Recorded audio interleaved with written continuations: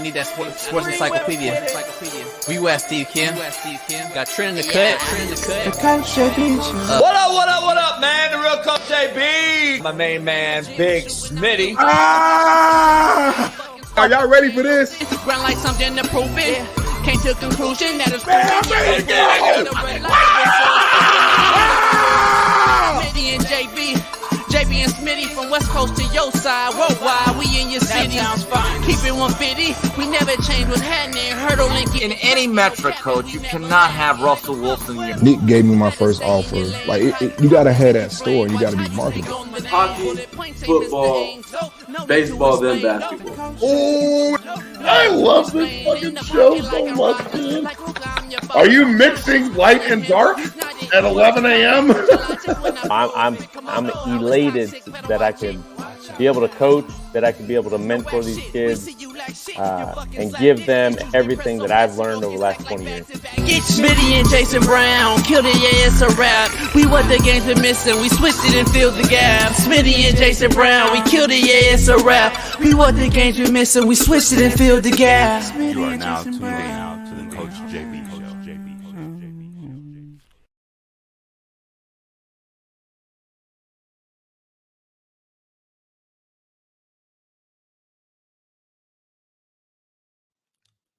Hello?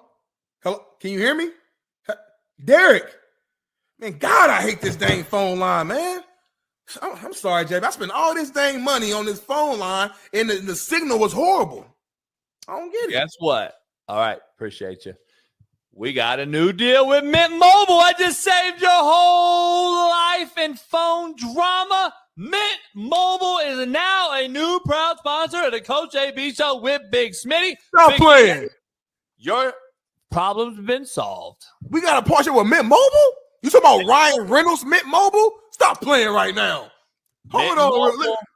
Let me Google this real quick. You can try mintmobile.com/CoachJB and get 3 months free when you use the promo code CoachJB. Hey, man, I did a quick Google search real quick to make sure you wasn't playing around. They got plans as low as $15? They got plans for $30, unlimited everything. Speed, coverage, data, access to 5G, unlimited talk, text, mobile hotspots. You can talk in Mexico, talk in Canada, and they're built on the nation's largest 5G network. Are you kidding me, JB? Hey, and everyone wants to know how hard it is to switch to your service. Big Wireless wants to think it's hard. They want you to think it's hard, Big Smitty, but switching to Mint is super easy thanks to digital eSIM cards, which most phones now have. You can sign up and activate immediately right on your phone from the comfort of your own home. Mint Mobile does it all. Short, fat, skinny, and tall. That's why the Coach JB Show with Big Smitty is proud new sponsor using promo code CoachJB. Try mintmobile.com. This is where it's at. We got it, Big Smitty. So, hey, I'm switching over to Mint Mobile right now, JB. I'm done with this company I'm working with. They crazy. The line it never works. The signal is out, and it costs too much money. I'm going over to Mint Mobile, JB, and y'all should do the same. Big Smitty, I'm calling you right now. JB, Mint Mobile. Mint Mobile, clear as day. I hear you clear.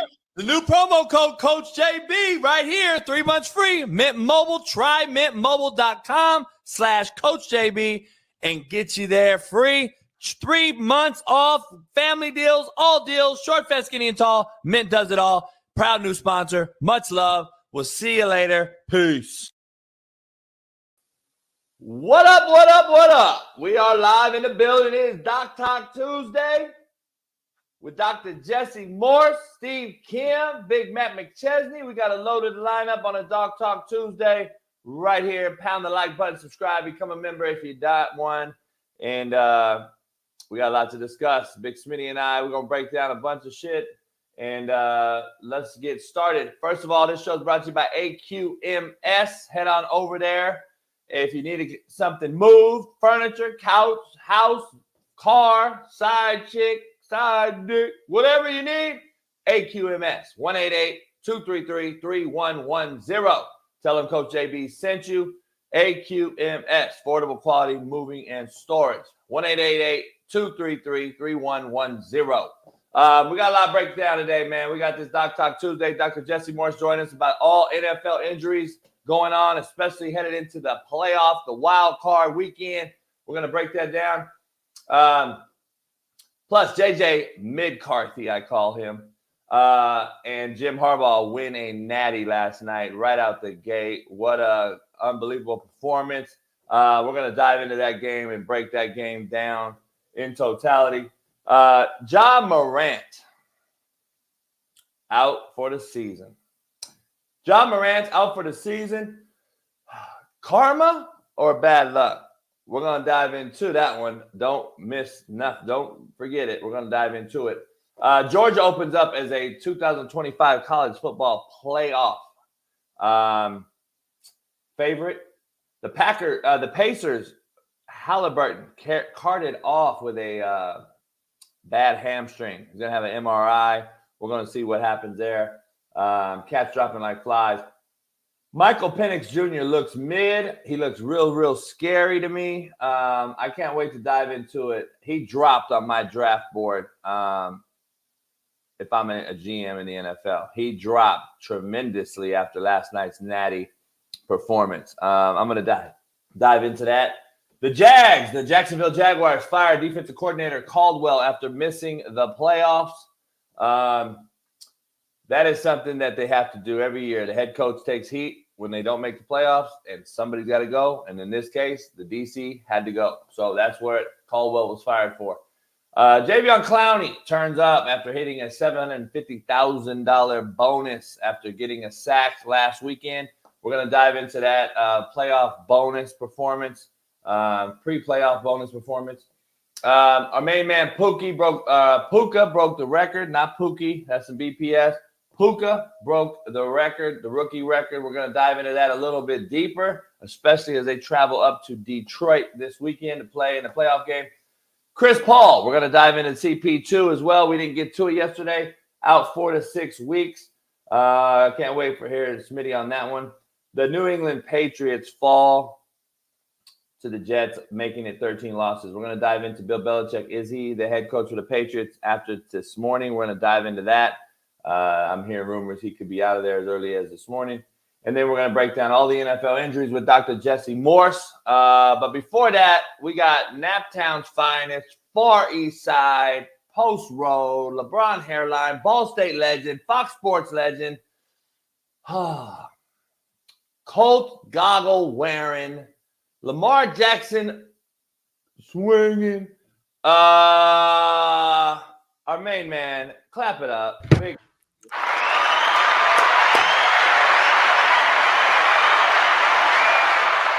I like that. I like the class, man. What's going on, chat? What's going on, Ghost D Moose Gene? What's going on, JB, man? Michigan did it. I tried to tell your ass. Hey, at the end of the day, it's football. The most physical team is going to win. I know we're going to dive into it, but I had to throw that out there because I was right once again. You always point out when I'm wrong. So when I'm right, I got to say it. You know, and I remind myself of the gentleman on your shirt, man. Free words of wisdom, because that's what I'm about to be giving all show long. Star Wars. Yoda. You know about this. Come on now. You know about this guy.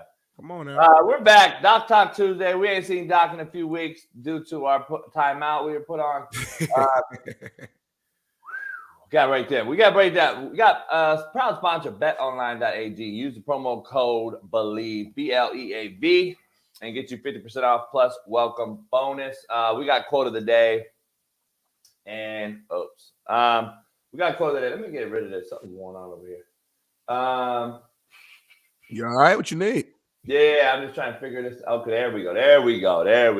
You know, see, I got JB shook right now. I got him shook right now. Huh? I got you shook already. The show just started 10 minutes ago. You nervous as hell. You know me, I'm operating all the time. I got TikTok over here, Instagram over here. We got Twitter. We on right here. I control all that. I run the show. Sound like an excuse to me, JB. Quote of the day. Let's get right to it because I don't know if you're ready for this. I'm ready. Big Smitty, don't trust words, trust vibes. People can tell you anything, but a vibe will tell you everything. That's true. That's facts. The energy in the room. You know what I'm saying? Me and my close homies, anytime like in college, if we went to like a little house party or something, we'd always know when it was time to leave. Like, you can't really describe it, but like the vibe, the essence, the energy in the room kind of give each other that look like, hey, bro, let's go ahead and go to the next spot because it's about to get shut down. I can feel it. You know what I mean? So, I love somebody gonna start clapping or something. Yeah, for real. You know, like you be knowing. You see the guy walk in, you like, all right, he don't go to school here. He a local. Yeah, you didn't know that though until I taught you, but yeah. I'm from Post Road, JB. Contrary to belief, brought to you by Prize Picks. Head on over to prizepicks.com. This is a deep one, Big Smitty. I don't know if you're ready for this one. You might want to buckle up. It's Doc Talk Tuesday. I don't want you to pull a hamstring and have to get checked out, but I'm ready. There's always some truth behind just kidding. Knowledge behind I don't know. Emotions behind I don't care. And pain behind it's okay. Ooh. There's always some truth behind I'm just kidding, dog. Yeah. There's always knowledge behind I don't know. There's always emotions behind I don't care. And there's always pain behind it's okay. It's not really okay. It ain't really okay, JB, when they say that. It ain't fully okay. It might be okay, but it ain't okay. You know what I'm saying? So that's a bar.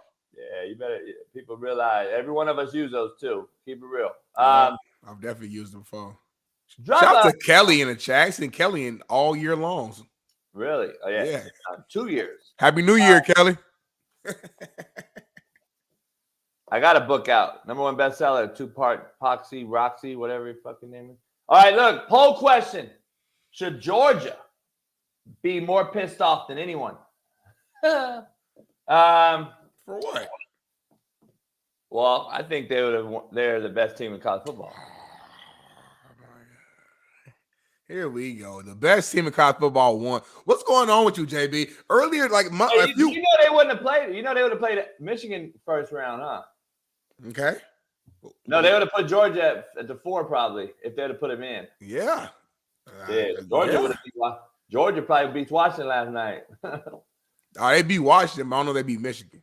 Well, they'd beat Michigan first round. That's what I'm saying. I don't know. See, I don't know. I'm not saying they couldn't. If they played each other 10 times, they both would probably win like 5 of them. People mad at me, Smitty, because I was the one that came out and said Texas did not belong. And everybody's mad at me. They beat Alabama. I goddamn, homie. You know how many side chicks you had in the 6th grade and then you came back to them and fucking 10 years later? Shit changes, homie. 11 games happened. 11 games in no fucking 10 years, recently. Texas lost more recently. Alabama won 11 in a row. We saw Alabama-Michigan game. We saw Alabama basically handle Michigan in all aspects and should have won the game. They fucked it up. But just think about it. It's too crazy. Texas got finessed by a finesse team. They should not have been in it, dog. Look at so out of the 4 teams, be honest with you. Out of the 4 teams, yeah. If you could do it over right now, do you not put Georgia in over Texas? I don't know. The game was good. Like, Texas didn't get their ass beat. The game it went down to the wire. Like, but that's not the point. The point is last night, Washington getting dominated and they finessed a finesse team in Texas. That's my whole point. I think matchups matter, at the end of the day. And I think I said it yesterday. I'm going to stick by it. The committee got it right. Yeah, Georgia is one of those teams that if they made the top 4, I'm not necessarily pissed off, but I'm going to stand by what I've been saying all month long. There is no way in hell you are putting Alabama in the playoffs and leaving Texas out. It's the same season. I love your little 10-year, 6th grade. That was funny, but that's 10 fucking years. This is the same season. But that's the same shit. No, it's like the same school year. It's like, me and Shorty was dating first semester. We broke up, and now 2nd semester, that's more of a correlation. Don't use 6th grade to senior year. It wasn't that long ago. Hey, let me ask you something. When you bought your car on Post Road at the little used car dealer in 2006, because you got the same car right now. Yep. Is it running the same as it did then? Yeah. No, it don't. It's got 200,000 miles on it. What do you mean? But I fixed that engine up. I can fix that battery up. I corrected things along the way. Shit changes. Come on. Shit changes. The season changes. Ebb and flow. People get better. People get worse. Texas lost much later in the season, showing that they weren't as good as Alabama after winning 11 in a row. Texas lost to Oklahoma, who lost to KU, who lost to Texas Tech, who lost to Don't go down that train. Do not go down that train because we can do the same thing. Telltale sign, Smitty. It was a telltale sign. Everybody that you just named, make sure you add Bama at the top of all that. Bama lost to Michigan, lost to Texas, who lost to Oklahoma State, who lost to – come on, bro. The same thing you saying for Texas, you can say for Bama because they lost to Texas. Listen, bro, the best way to know who's the better warrior is to make them face off each other. We can always do it. If this, if that, if this, if that. They faced off each other and we beat y'all in the same season. I'm sorry that you were not at your best form yet. We can say we weren't at our best form yet, and we still beat y'all. It was second game of the season. Nobody was at their best. That don't even make sense. None of us was at our best. So you can't use that argument for Bama and say, well, they weren't that good yet. Well, damn it, Texas wasn't that good yet. Their guys wasn't even in shape yet. So like, it just don't make sense. We had the same exact record and we beat y'all. Like, come on, JB. That makes no sense. I can't believe you played football. I can't believe you played a high level football. High level, Division I. Like I was a guy. Your Ball State team was the exact same team from week 1 to week 12. I'm not saying we're the exact same team. We got better, but I would argue that Texas got better. Even with that loss, they got better. They didn't. Yes, they did. You can't tell me the Texas at the last game. Prove it. Next year when Texas goes to the SEC and they win game 1 and then they lose fucking 4 in a row in that gauntlet conference, and you're going to be like, damn, maybe Texas wasn't that good last year. It's not going to prove that because each year, if a team can change from the beginning of the season to the end, best believe they can change from a whole nother season when players are transferring in, transferring out. So next season will not be a telltale on this season. We're going to see. All right, and that's my laugh. We got a lot going on today, Big Smitty. We Doc Talk Tuesday. Dr. Jesse Morris going to pop in here on us. He's going to be clean too, watch. We ain't seen him at all. He's going to be suited and booted with the vest. He's going to be clean. Let's talk about this JJ Midcarthy that's on our thumbnail. People mad at me. JJ Midcarthy, but Penix, he just had a bad game. JJ, he did whatever was asked for of him. Everything was asked of him, and he's mid. Yes, he's mid as fuck. I've been telling you all that all year long for 2 seasons, and you don't think Harbaugh knows how to hype up his mid dudes by telling everybody he's the best quarterback in Michigan history? Come on, man. You don't think there's a psychological approach to this head coaching thing? We're not coaches. We are psychiatrists. Just so we're clear, coaching these fuck-ups is a psychology of sorts. It's not coaching anymore. I got to be a psychiatrist, a psychologist, and I got to be a fucking philosophy major. I got to be a philosophy major. I got to be a philosophical fucking history major. Cats don't know. Penix looked garbage, and I'm going to be straight up. Midcarthy won the title, so we put him on the thumbnail. It's called Eye Catcher. You're here for it. It worked. Yeah, it worked, right? Here's the thing. Don't think Penix getting a pass on this first part of the show. Big Smitty, I'm going to be honest. McCarthy threw for 133 yards or some shit last night. Now, he made 2 good throws, I thought. Crossing route across the field on a wide 2 banana. And then he hit a 15-yard in-cut route that the dude broke for like 45. Other than that, they knew they couldn't sit back there when Washington finally adjusted, which Steve filmed me saying it a while ago yesterday at the house, but we didn't put it online. And then we put it online. This is a basic coaching adjustment. And let me explain.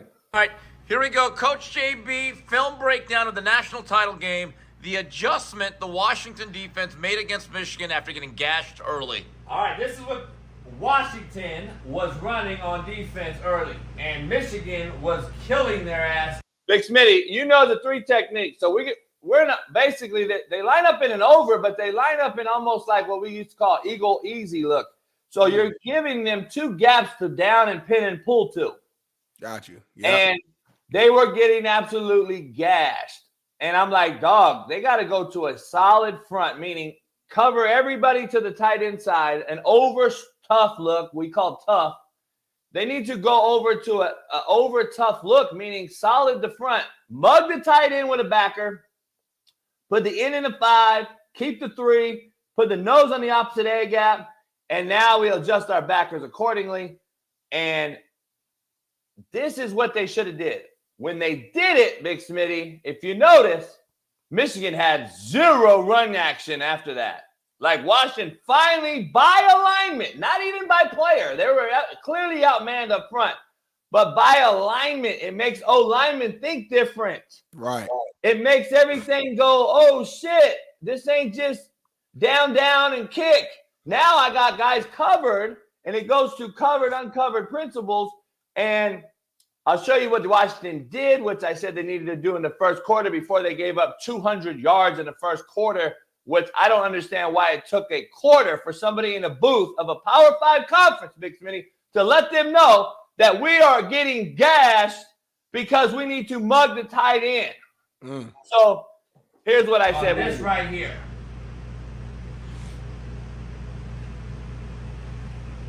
They were gashing him on this cutback play, and he was the filler, too high look. I told Steve, you got to get out of this look. So what they went to was what we call a tough look. Eagle the tight end, get us a true over front. See the difference, Smitty? All gaps, all people. It's a man in each gap, man on each body. Not hard cut. It's not a hard fix. Like I would have made that fix live on the draw, on the cusp, right on the gate. If I'm the head coach, I'm telling my DC, hey, jump into a fucking tough look. We got to get over and make them asses go weak. Yeah. And now the defense has changed for Washington, and now they are toughing this look right here, and now you've seen Michigan struggle running the ball to the over front. So now Harbaugh's going to have to adjust and run back to the bubble to the B gap. If he doesn't, Washington take advantage. This is a ball game. I got a lot of money on this, so I am glad I made it after that. I mean, this game was very, very winnable for Washington if you know football and watch football. If Penix don't miss 2 critical throws that were wide open, this is a tie or a lead. And then you get the ball out of the second half and he throws a pick right out the gate. That game is totally different. Contrary to belief, contrary to the domination up front, the rushing yards, 300 yards, all that shit. And that is 2 throw ball game, Big Smitty, away from being a tie game or a take the lead on Washington's end. And with the Midcarthy factor, he's not a guy that just sit back there and pick it apart. And you saw that's why Harbaugh knew we got to run the football and keep this guy out of harm's way. And that's what they did with McCarthy. Because if you notice, Big Smitty, he that is a play, by the way. We used to call that press zone. Get into the line of scrimmage because to the under front, which they were in, we can now hit the bubble on the bounce. And that's what they did twice right there. See that? Juked out. Press it. Hit it. Look. Money. Easy. Michigan, we all said it months ago. I said, I'm not mad that Michigan's going to win it. I want Michigan to win it. I thought Washington, with the pass game, was going to take advantage. I thought wrong. Penix shit down his leg last night, in my opinion, on if I'm an NFL GM, I am staying away from Michael Penix for 2 reasons. Number one, the obvious. He played very, very, very scary. He threw everything drifting back. He never stepped into any throw.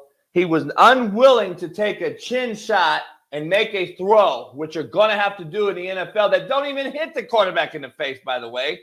And he's drifting on everything, throwing it away. And then the second part of it is, if you watch his throwing and release and his platform, it kept getting lower, lower, and lower as the game went on. That means he was trying to get the ball out quicker. And when you try to do quick things and rush it at quarterback, guess what you do? You start to from inefficient, here, no accuracy. you go from here, and then you go from here because you can get the ball out quicker, right? I'm gonna boom, boom, boom.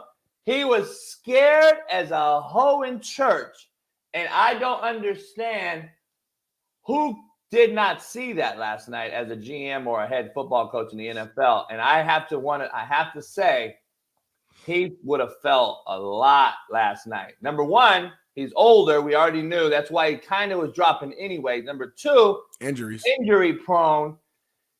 And it's not a good look. Whoever his coaches and team is, meaning his team off the Washington field, meaning his agent, publicist, his PR team, his crisis management team, which they all get now, can't walk off, dog. On the rib. You can't walk off the field after the game in the tunnel crying and holding your rib, homie. You, as soon as that game ended and the quarter ended and the game was over, shake hands, tough your pain out, get your ass in that locker room and go to doing all that. You are interviewing for a first-round draft pick stock. And people don't get it. I don't understand how cats around him saying, listen, dog, hey, don't show that shit on TV. You got to get out of here. Like, this is a thing I used to teach it to my guys. How is it? And how am I that far ahead of a guy that's making millions of dollars and got an agent that can't tell this kid, don't get on camera and act like this?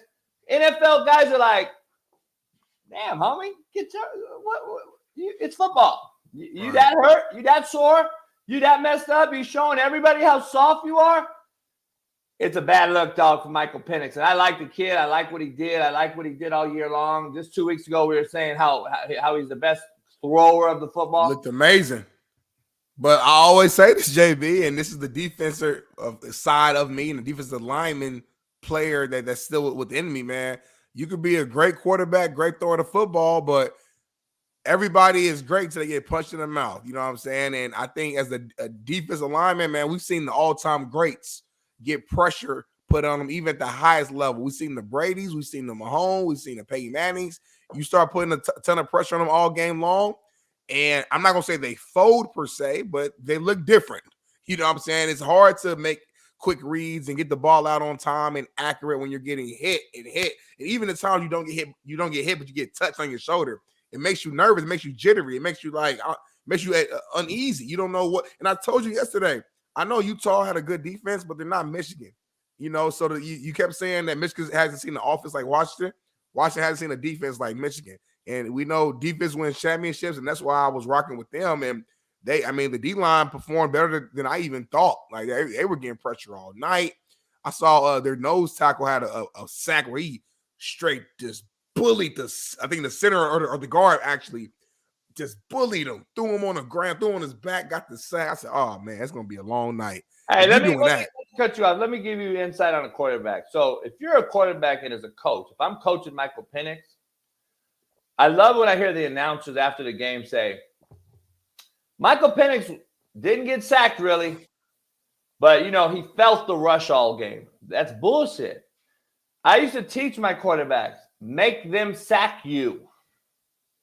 I don't want to hear a regret after the game that I didn't get sacked, but I fucking rushed every single throw, falling away, drifting away, looking like a scary little girl because I wouldn't step in there and take one. You have to stay in the pocket and get sacked if that's what it is. If your O-line's getting beat that bad, guess what? You shouldn't know it anyway, Smitty. You should be eyes downfield, reading the progression, reading the coverage, and taking shots, but making throws. And you saw the corner route on 4th and 1. That was a touchdown. He missed them. You saw the pick that he threw. I don't know what he was doing. You saw the crossing route when he stepped up in the pocket. He was so scared. The ball's 5 feet over the guy's head, wide open. Those are because you won't step in the pocket and drive your front foot, climb the pocket, take a chin shot, and take a sack. You may have to get sacked, Big Smitty. Like, look at this. Like, that is what you need to do. If you're getting sacked like that, then you know, okay, now, hey, coach, how about we sprint out or something? How about we do some other things? But he got sacked what? One time? 2 times? The whole game? But he was taking shots after shots. It felt like more. Yeah, it felt like more. It felt like more, but he wasn't. He wouldn't get rid of the ball on time, or he wouldn't step in there and take the shot and say, dog, those were the best games for me. When I used to stand in there, deliver the ball, take a shot simultaneously, bow, and after the game, we won the game, I threw for a lot of yards or a lot of touchdowns or whatever it may be. And afterwards, dog, the soreness was worth it. His soreness is for naught, Big Smitty. Today, he is the sorest quarterback in America for nothing. For no reason. If he would have stepped in there and threw that ball on the 4th down for a touchdown, which it would have been like a 60-yard backbreaker. And guess what? Defenses slow down, Big Smitty. As you know, if a motherfucking quarterback keeps hitting us, he keeps hitting us. We're like, oh shit, let's try to slow down a little bit and get in front of this dude because he's slinging a bit. No, you are the sorest quarterback today for no reason. Shouldn't even have went out there. I hear you, man. I'm joking, but I'm just saying, like, he wasted opportunity of a lifetime that you'll never get back to me. Nah, I mean, I hear you, but I think sometimes you got to go through those experiences to learn, to know next time how to adjust. If you haven't been through that all year and you barely been getting touched all year, your O-line's been protecting you pretty well all season. Offense has been explosive all year. And then out of nowhere, boom, you go out here and you face prime Mike Tyson, you know, like it might throw you off a little bit. It's like, damn, I didn't expect to be getting hit and rushed this much. So again, I don't think it's a huge indictment on the cat. I mean, we still see his skill set. I just think we see that, okay, he still has some work to do. He still has some learning to do. Same thing we saw with Caleb Williams this season. And, you know, there's multiple games where his O-line wasn't that good either. He's getting pressured and he's making bad throws and rushing. I don't know. I guess for me as a defensive player, and maybe I'm biased, but I just see a lot of quarterbacks when the D-line is putting pressure on them, whether they're actually getting the sack or not, even they're just hitting them or being in their presence, I've seen them play bad. I mean, you think about the two, not to switch gear, but you think about the 2 giant Super Bowls where they beat the Patriots both times. They were not supposed to win those games. Why did they win? Primarily because of the defensive pressure they're putting on Tom Brady and how they were limiting him. And he's the GOAT. That's the greatest. And Tom will stay in there and take a hit, of course. I'm not comparing him to Penix. I'm just saying even the greatest of greats, sometimes like you put a lot of pressure on them, it just throws you off. As a quarterback, there's only so much you can do. If your O-line's not giving you a lot of time, I mean, you could be the toughest cat in America, but you still need time to read, operate, give your receivers time to get at the top of their routes. You know what I'm saying? Like it's a team thing. So of course he's gonna take pressure because he's the leader, but we got to put some blame on the O-line too. Like I feel like we're giving him a pass right now. I gotta go against all the things you just said because here's the reason. Washington won the #1 O-line award in the country over Michigan. I don't know how they got that. They probably shouldn't have. The Joe Moore Award. So, but he got the award. That's why I tell you these awards are bullshit. Well, anyway, they got the award there, #1. #2, totally against the reason of you got to learn. This is that you got to go through it, debate and take that you just made from Penix. Here's why. This is a 24-year-old who's been at 3 colleges. If you haven't gone through it by now, Smitty, you ain't never getting through it. He played in Indiana. He already played Ohio State, Penn State, and Michigan. And now he goes to Washington and is up for what? Every award there is. And he still has to learn more? You're not learning more at 24, dog. Just keeping it 100 with you. Not going into the NFL. He already had his window. There is no more, I got to go through it and take this beating to get it. He's already taken those beatings. He was in a ball game I watched specifically, and they could have beat Ohio State, and he was balling. And then he choked in the Ohio State game late. Ohio State won a close game. Kevin Wilson was at Indiana at the time. And they lost because he choked late. And this was when he was 20, what? 20? Right. Even 20 nowadays is kind of old. You've already been out of high school 2 years. He's been out of high school for 5-6 years.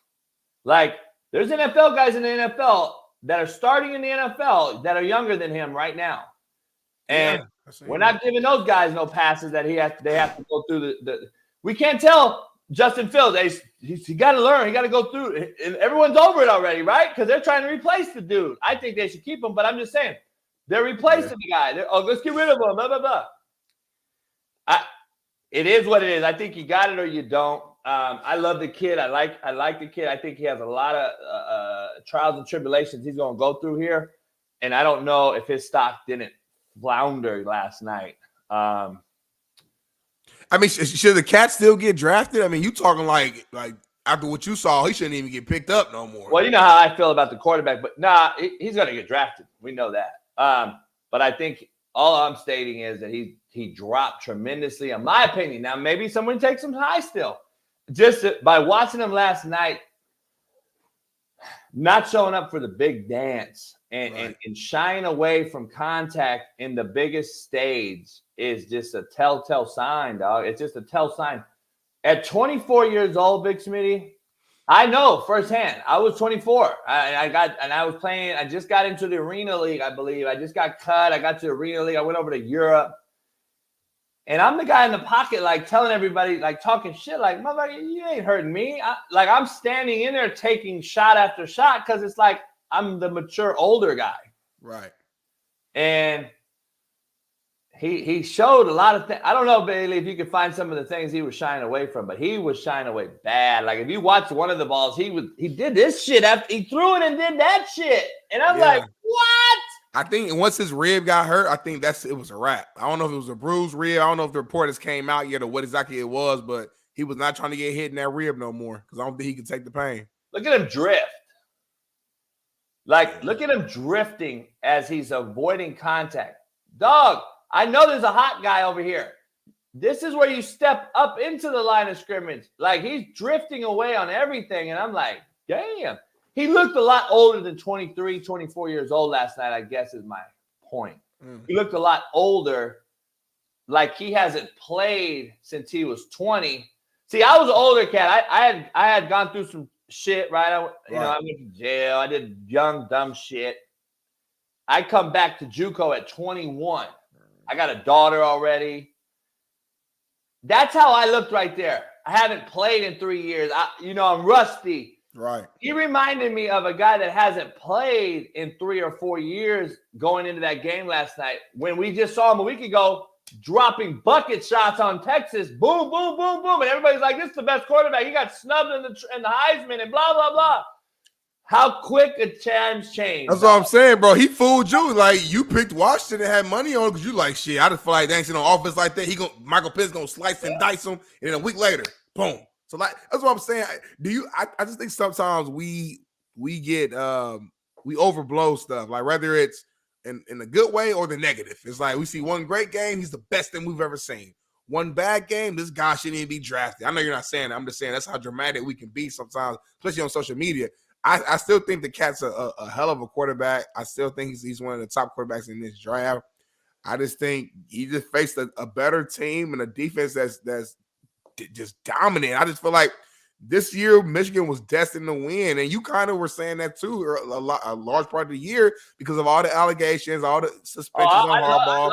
You've been saying that. Honestly, that's why I was kind of surprised. Like at the end when you flipped and went to Washington, I'm like, Michigan all year. Flip, that was the only money to be made. I'm not going to bet for Michigan when there's no money to be made. So we made the bet before they beat Texas because that was the biggest money line bet that Pat and I could make. It is what it is. The Michigan wasn't going to win us some money on the same amount of money we put down. So all this is about money, really. Let's keep it stacked. Look, I've been telling you guys all year long, Michigan's the best team on football. I said they've had 19 draftable players, more than Georgia. I've been telling you all this. I have receipts, so it's not like I'm agreeing.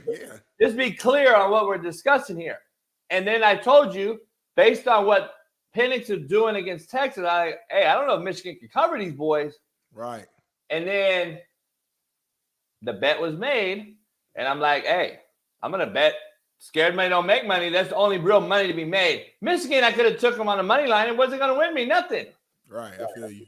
So that's the only reason. But I am not mad at Michigan won at all. I've been telling everybody I'm glad Harbaugh won it. And like I said, we don't even really get along. I'm glad he got it because of what the whole thing was. I've been under that attack.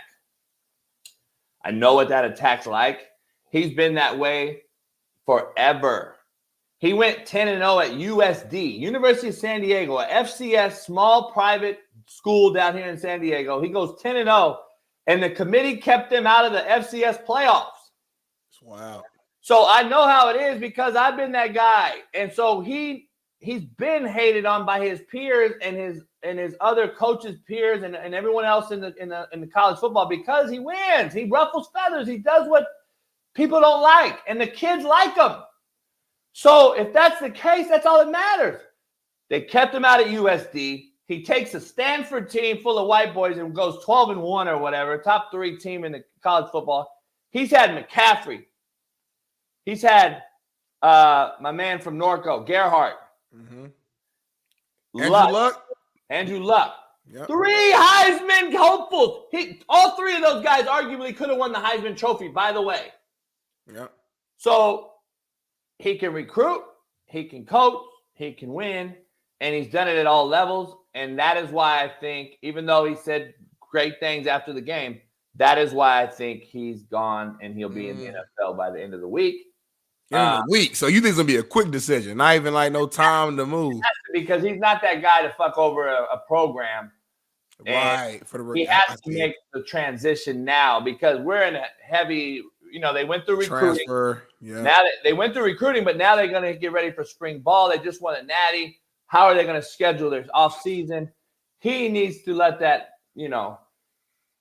go down the right way, and he's not going to hold on to it and make this decision in March. I just don't think, and then the NFL have to have a guy get hired here right away. If it is the Spanoses who are taking a lot of heat for being cheap, they've already come out and said, we don't want to be known as being cheap. We'll drop the bag on the dude. You got the Raiders making a decision. See, right now, if Harbaugh hasn't said yes, Antonio Pierce needs to get the job today. Antonio, you're the job. Because why? Hold on. What are we waiting on?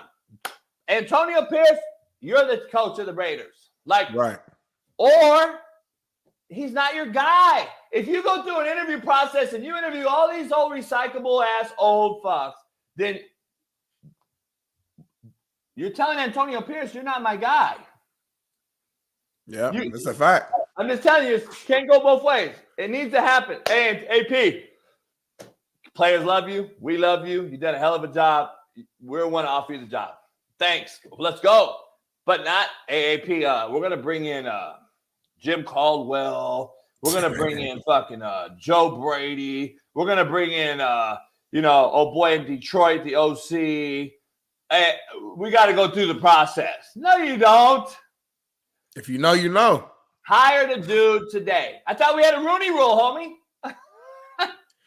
Well, all the Rooney rule says is you have to interview X amount, which basically that don't mean jack shit. In effect right now, the Rooney rules are in the building.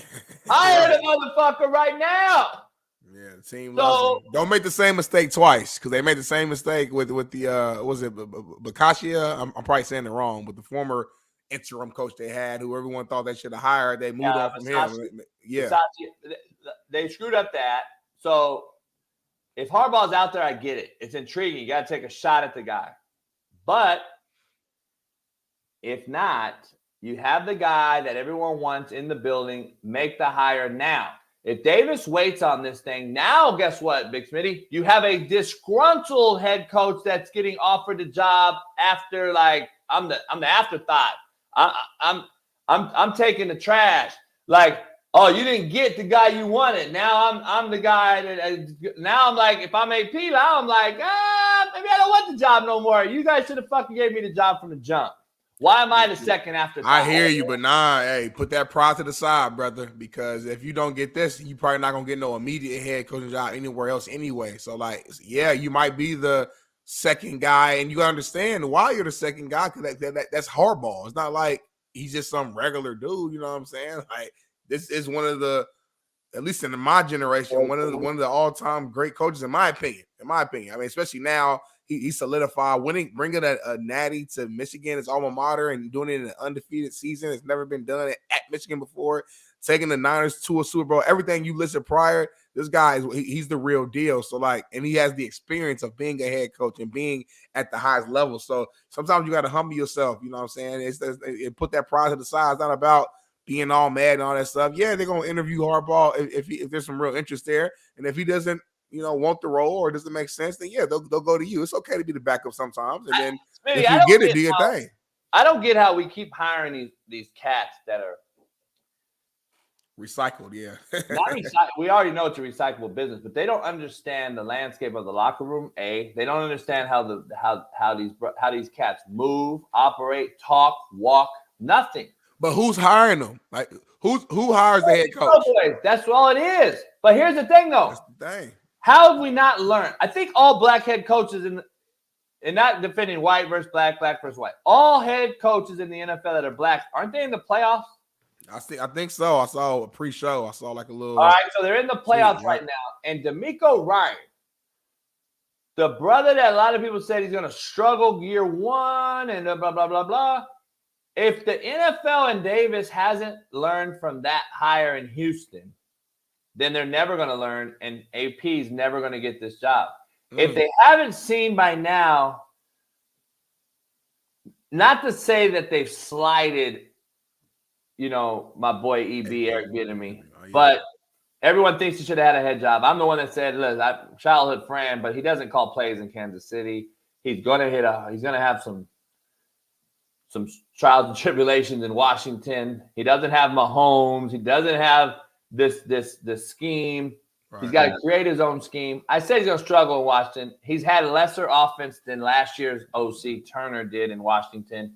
So EB's taking a real risk here, leaving Kansas City, which I know Andy Reid told him to stay, but I know he's left. He left on his own, which I respect.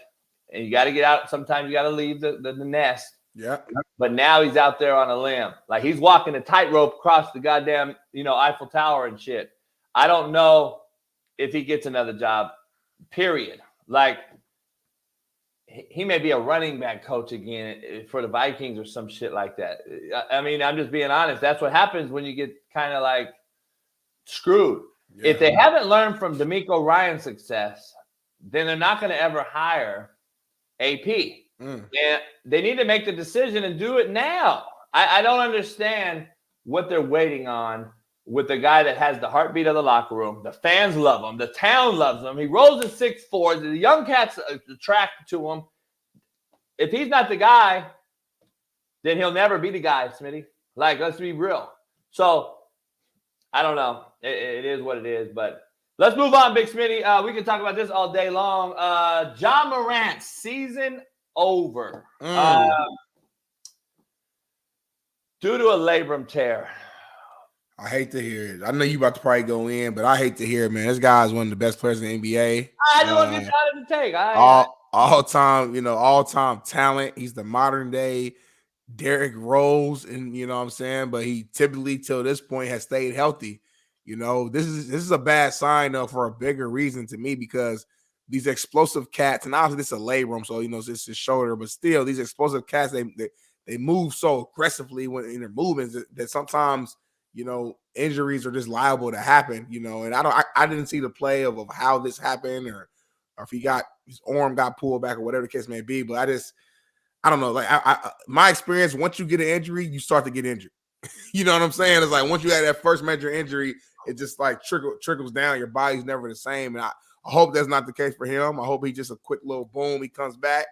But a guy that, been through some adversity, obviously created. He created his own adversity, but nevertheless, he went through it, came back this year, had Memphis, rolling and actually playing well, and looked like they might fight for it to get back in the playoffs, and then boom, this happens. So, like you said, karma is a real thing, and sometimes, and I am a big believer that everything happens for a reason, and sometimes you gotta be set down a little bit to just kind of whether it's refocus or humble yourself, whatever the case may be. So you a God believer, you believe in God, and you a true faith, walk by faith, not by sight type of guy. I am too. I walk by faith, not by sight. If this isn't a true test to what happens to people that he may be testing, if you're a God believer, God-fearing man, we all supposed to go through trials, tribulations, and tests. We're supposed to get tested. If this isn't a test of all tests, because now we're going to see the cat off again, and how he spends his time is going to be highly, highly scrutinized and highly watched. And this is going to be, does he come back from this without doing some foolish off-the-court act? Because everyone's expecting it, Smitty. Everyone's waiting for his demise, his fall. Oh, he's going to go out and go on IG Live and blah, blah, blah. Listen, I don't ever wish on anyone's downfall. I never wish on anyone to fall or fail or get hurt or injured. Karma is a real thing. I do believe that. I'm a victim of karma myself, and I have no one to blame but me. Whether it's true or not, we'll never know. But at the end of the day, the test is going to come now. The test is coming now, and if the kid can get through this test and come back. But it's bigger than this, and this is where I know you say two things could be true and all that.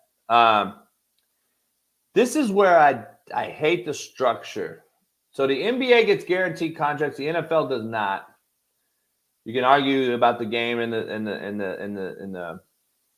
the severity of the injuries, possibilities, the risk factor.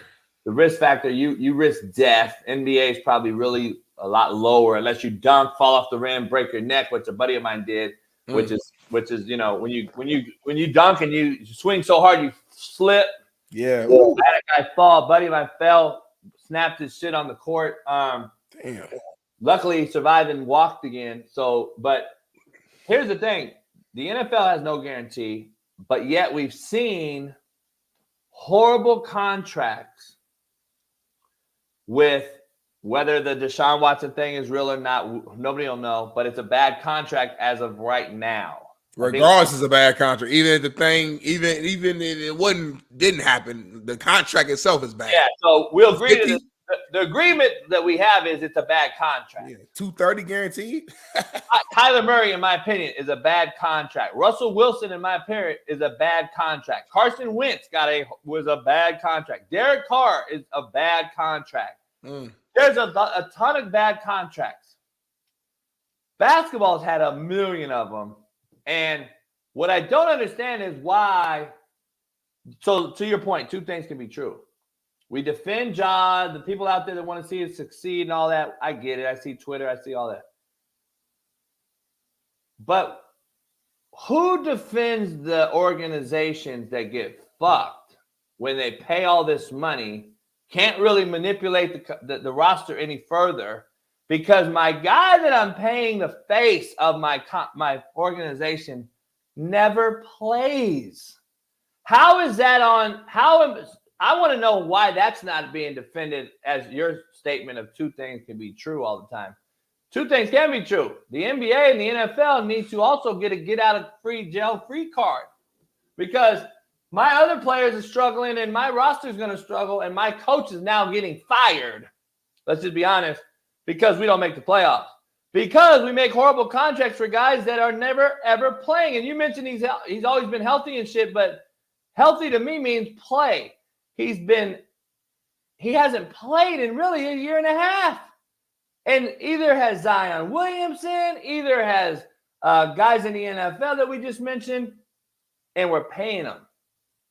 White, black, brown, green, I don't give a fuck what color you are. Miss me with your bullshit. The bottom line is the organizations that we say need to pay these cats also need to understand that this is a bad contract. We need to be able to get out of it so we can get a roster that's better or we're losing coaches. And if you were coaching Smitty, you would be wanting to say that because you know your family's risk at line. You're going to get fired. Your family's not getting fed. These cats are getting fed regardless, and they're not even performing. They're not even playing, and they're not even filling the stands. So what is the give or take on this thing? Like, something has to be given or give because I just think it's making it worse and worse and worse for cats to even fake an injury and sit out. We don't know if he's truly injured or hurt. And guess what? We're still paying him. I just think there's some things that are being allowed that's going to make it harder and harder and harder to watch these certain sports in the future. And I'm glad Kawhi Leonard's playing this year. I really am. I'm glad he's actually said, fuck it. I'm balling too. Yeah, he's balling. Top 5 player in the NBA. Clippers balling right now. I'm glad he's balling. Lakers beat him again. I didn't even know. I don't know. You went on a whole rant. I mean, I guess from a bigger storyline, I feel you. I don't think Ja fits in the narrative of what you're saying. Like I said, this is his first major injury. You know, obviously you couple that with the suspension, whatever. I got you. Like lately he hasn't played a lot lately. But what's the difference between him and Zion? It's a weight. Both missed 2 years. Both missed same games. I don't. They missed the same games. Well, a year and a half straight. No, I don't think they missed the same games. Zion has missed a lot of games. Like Zion will miss like entirety of not entirety, but like damn near full seasons. Like I mean, remember last year Pelicans were a number 1 seed in the first half of the year, and then they went and they ended up I think fighting for a playoff spot towards the end of the year because he ended up missing the whole thing. The Memphis Grizzlies were one of the top seeds in the playoffs just last year. Last couple years they've been like a formidable foe in the playoffs, and that's because of Ja Morant the last couple years. So that's why I can't compare the two, because Ja has been leading his team to a high level of success in a very competitive Western Conference playoffs and in Western Conference period, where Zion has yet to do that. Zion has yet to be there when it matters the most and play in a playoff game and be that leader and get him to the playoff game. So I can't compare Zion to Ja at all right now. Now, does Ja need to clean up the off the court stuff? Yeah, we could talk about that till we're blue in the face. And we've already discussed that. But this is the first major injury from that particular standpoint that Ja has faced. And again, with sports, injuries happen. So if I'm an organization and I'm paying a player, I mean, common sense, like if you play the sport, you're going to get injured. Like if I'm the owner organization, like there's no way I'm signing this contract. Like, oh, this guy ain't gonna never get hurt. Like that don't even make sense. No, I'm not saying that. Everybody gets hurt. Compiled and the compiled, and the guy keeps showing me certain things. Yeah. And he's prone to this off the field issue. He's prone to injury. He's prone to anything else and misses games for us. He's not playing for our organization. There has to be some type of clause in there where, to me, it's like, dog, it doesn't make sense. Like, it doesn't. I get it. They're one of one, right? They're one of one humans. They made it to the NBA or the NFL or whatever. Shout out to them for being one of one.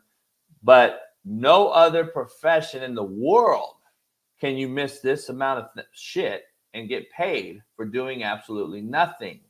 Eventually, your sick pay is over. Your bereavement's over. Your vacation's over. You are now getting fired if you keep missing. And that goes to any level. Now, I get they're one of one. I know what you're going to say. Nah, I think it's the same in the league, though. Like, for example, let's say Zion just keeps doing this. He picks and chooses when he wants to play. Zion is $990K a night if he plays or don't. Yeah, that's right now, though. That's like right now. That's the current situation he's in now. I'm saying if this cat continues to show up out of shape, continues to miss games because of injuries, continue to, underperform, his next deal won't be what it is now. He will lose money. He'll still be in the league, but he'll be paid like a role player. He'll be paid like a guy's average cat. So you do the league they do take money. It takes time though. They give you a chance. Maybe they give you too many chances to your opinion, to your take. Maybe you feel like as soon as they show you who they are, believe them and move on and move the money and cut it and do that. Here's the thing. Zion's missed more games than he's played, 86 to 85. Ja has missed 66 games. Both drafted same class. For me, though, it's not even about – so, one, that's 20 games, which is a lot, first of all. But number two, more importantly, what are the games that Ja is playing in? Like, Ja is in the playoffs competing against the Golden State Warriors and like taking them to game 6s and 10 games. Like, you know what I'm saying? Like, Ja is there. You always talk about the playoffs. When we talk about NFL, the playoffs. Ja has changed that franchise around and has made them a contender. So that's why Ja is the whole. I don't think you can put them in the same category right now because Zion ain't. And listen, I was a Zion guy. He ain't did shit for the Pelicans. Let's keep it all the way 1,000. Ja Morant, when Ja don't play, the Memphis is trash. They're like a 10th. I mean, somebody correct me in the chat. I think they were like a 10th seed or 11th seed or something while Ja was out. Ja shows up, they start to win. Like, he's that great. So I don't see how we're even comparing these two cats. Well, the way I compare them is because at the end of the day, the result, which is a result-oriented business we're in, they both miss. They both miss a shitload of games. So that's just the bottom line. Regardless, injury, off the field, court, issue, whatever, they're missing games, a lot of them. Not like Ja's missed 3 games and Zion. They're missing games. I don't care how they miss. Like, if you're coaching them, Smitty, or you're a CEO and we got this show cracking and we're hiring some guys and you hired 2 guys to do your PR for or publicists or whatever, and the motherfucker just not doing it and showing up, like, and you're paying them still.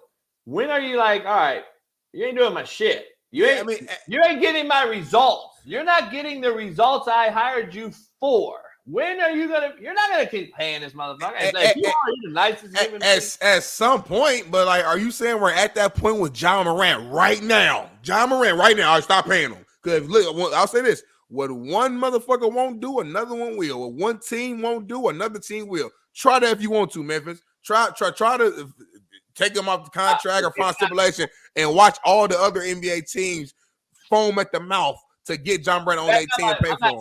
Like, it's not good business. I'm not saying Memphis. I'm saying the leagues need to put in place something, because you shouldn't put it just on the team. When he did the first gun charge thing, the commissioner was like, Memphis, you got to make a decision. Why should Memphis make the decision? So now the head coach is the bad guy to suspend the dude, when really, hey, man, this is a league policy, dog. You fucked up. You know this is the league. It's just like steroids. It's like drugs. It's like domestic violence. The league is coming down on you. They did it. They told Memphis to suspend him. So the head coach of Memphis had to suspend him the first time. It's player empowerment, and we keep extending the chain, the rope, the leash, the whatever you want to call it. Bad acronym, but I know what you mean. We keep extending this opportunities. Just keep your chances. The grace and mercy of it all. And I'm like, Dad, please, I want grace and mercy. I fucked up, Smitty. You fuck up. We all want grace and mercy. But at some point, I can't get fucked either. I gotta be the guy to say I need a return on my investment. But they not getting fucked, JB. These billionaires ain't worried about that little $100 million they giving this dude. These motherfuckers rich as hell. But they're all getting fucked. They rich as hell. They're not a playoff team, and that's what they're playing for. I'm just telling you. I guess they're getting fucked this year. Again, you're talking more broader. Yeah. I'm focused. I know what led to this was the Ja Morant, so that's why my mind. That's why I'm talking about Memphis. But I know you're talking about a broader. That's why I said not just Ja. It's the whole thing. I mean, but there's a lot of players. I mean, AD, Kawhi, Paul George, Joel Embiid. It's a professional problem. It's not just a team-to-team thing. It should be Adam Silver should say, this is what we got to do in the next collective bargaining agreement or whatever. Yeah. If certain games are missed, the player's not going to agree to that, though. Either pay the salary, all right, keep paying them the salary, but that salary becomes null and void towards my roster cap. Because if not, I mean, to me, it's unfair to the organization, the owner, the manager. But what do you do? So what do? You say, okay, if like you have to play X amount of games each season, are you saying? Well, that's what they did. Are you saying you can't get hurt? You can't get injured? Or you like what's the stipulation? Because like that's not. If I'm a player, I'm not agreeing to that shit. You telling me my money is dependent upon if I like don't get hurt? That's crazy. I'm going to get hurt. I mean, That's crazy. That's crazy. Yeah. Well, I'm not saying I have the answer. Even in regular jobs, what we get was it hazardous pay or whatever the shit is called. I go through some stuff, they still pay me. Like that runs out. And we're talking, you're comparing a $50,000 hazard job to I know. I'm just saying you always like to compare like every. I'm saying even at the everyday job, if some shit goes down, I'll still get paid. So I'm saying if I play an actual athletic sport, I get paid while I'm there. Your vacation time will run out at Fox, right? Yeah, at some point. This money don't run out, homie. These cats are being paid guaranteed. I mean, once you have again, it's contract though. It's different. My everyday job. When I signed at Fox, I didn't sign a talent contract. I didn't sign, hey, we are with you for 3 years for this amount of money. No, I signed an employment. I apply. I'm an employer. So like, there's no commitment there. A regular everyday job is more so like the NFL. It's non-guaranteed. They could literally fire me today. And be like, and not even have a reason. Like, hey, money tight. We're gonna go ahead and, hey, we'll pay you next check. The pleasure of the president. That's what it is. But at sports ain't like that. We are business partners, basically. That's how you got to look at it.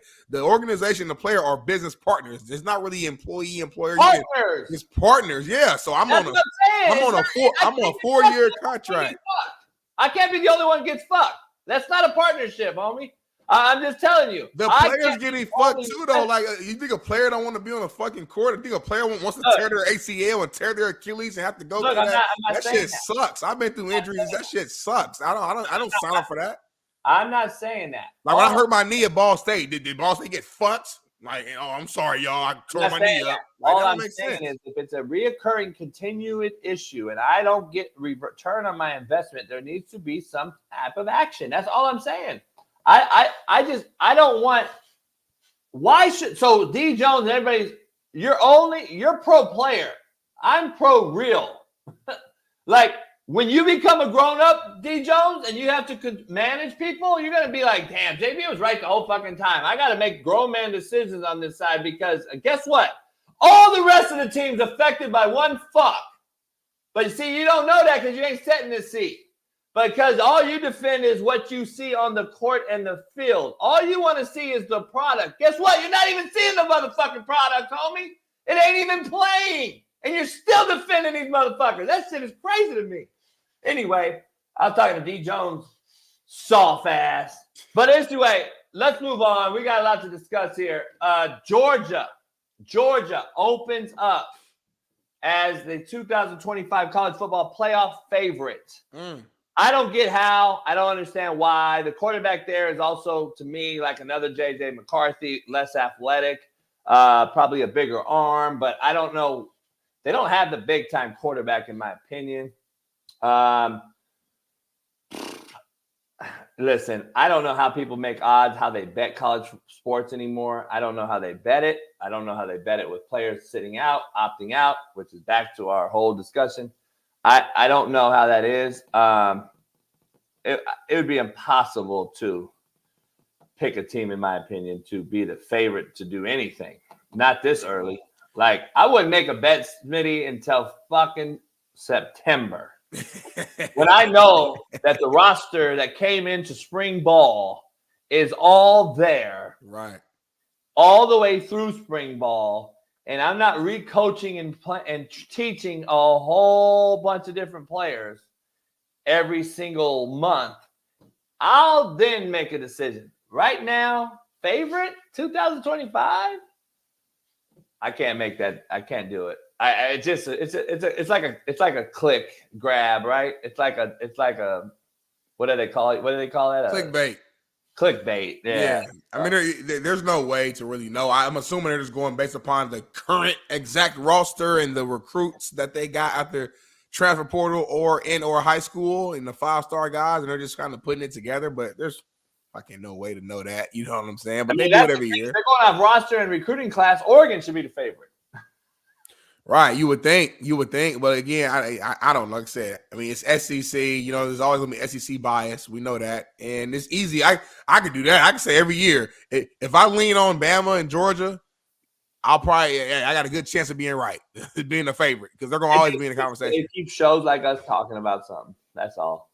You know, it's just something to talk about during the off season. That's all it is. The college football want to stay relevant, and you got to do different things to keep the competition rolling. Because now it's over. Now there's no more college football to talk about until, like you said, next September, next August, which is crazy. So you got to find a way to keep the competition going. So. Dr. Jesse Morris hasn't popped in. Matt is here. We're gonna bring Matt in here to talk about last night's game. If Dr. Jesse pops in, because we work on his schedule, then we'll have to join us with Matt. Matt, what up? What up? What's up, guys? How are you? Happy Tuesday. Happy Tuesday. What do you think last night game? Big Michigan, man. Your guy who was at Nugent at center. Yeah. I was impressed. I mean, I thought that's what would happen. They would have a hard time matching up with the offensive line, and they did. It's the first time that Washington's offensive line really got exposed. I mean, they really struggled with the big guys up front from Michigan. The Green kid, 78, that's his name, right? Yeah. That kid is the top 5 draft pick. Like he was manhandling, 6'6", 320-pound guards and just destroying them at the point of attack. I mean, he was unbelievable. And that kid hustles he hustles like an old school defensive lineman. I mean, he chases the hell out of the ball, which I love. And I don't know, man, just, with the entire, look at that pass rush right there. Go back one more time and show that clip. This pass rush right here is next level stuff. That is just walking. And he looked like he ran 50 yards full speed, huh? His feet just kept moving. You always talk, keep your feet moving as you do everything. He just kept moving. Just machine gun feet. And I'm telling you, they impressed the hell out of me last night. Not only the victory, but the ability to, just walk in, dude. The ability to overcome all this adversity this year, and their head coach being suspended for half the season, and just the way that they pretty much went Michigan against everybody. I respect the shit out of it, and I'm really pumped for my guys. And to Drake Nugent to go out there and be part of a starting unit that's now 15-0 and winning a national championship. It's special, and it's why we grind. And I don't know if I could be more proud of my guy. And it hurts for the other side. I know that Roger and Zach are hurting today, but 14-1 for Washington is one hell of a season going into the Big Ten. There can only be one title, and that's why it's so coveted. So, it's a good day to be a Michigan Wolverine. That's for damn sure. And those championship rings are going to shine bright. So, yeah, man, this it was what I thought would happen, and it did. So, it's just a matter of now what's next for Harbaugh and what's next for Michigan. Love it. Yeah, I agree. I think by the end of the week, he has to make a decision, only to be fair to Michigan, as you know how the recruiting process works, how everything works, how the spring schedule has to be made. The next coach in line should not be left a guy that leaves in April. It's just not fair to the program or to the next coach in line. So I think Harbaugh knows that better than most. I think he'll make this decision rather quickly if it hasn't been made already. I would not be shocked if he's already made a deal to become the Chargers head coach or some other NFL coach. I think it's his time to walk away in the sunset and say, screw you, NCAA. I love Michigan, but at the end of the day, I'm not dealing with this. Rumors are already out, Big Matt, that he's suspended for the start of next season. If that's going to be real, I'd be leaving so fucking quick. Get the fuck out of here. You guys are so fucking screwed up at the NCAA level. It blows my mind. And that's why you don't have a lot of good coaches. That's why coaches want to go to the NFL so bad right now. And it's just unfortunate. Transitioning to that game to Michael Penix Jr.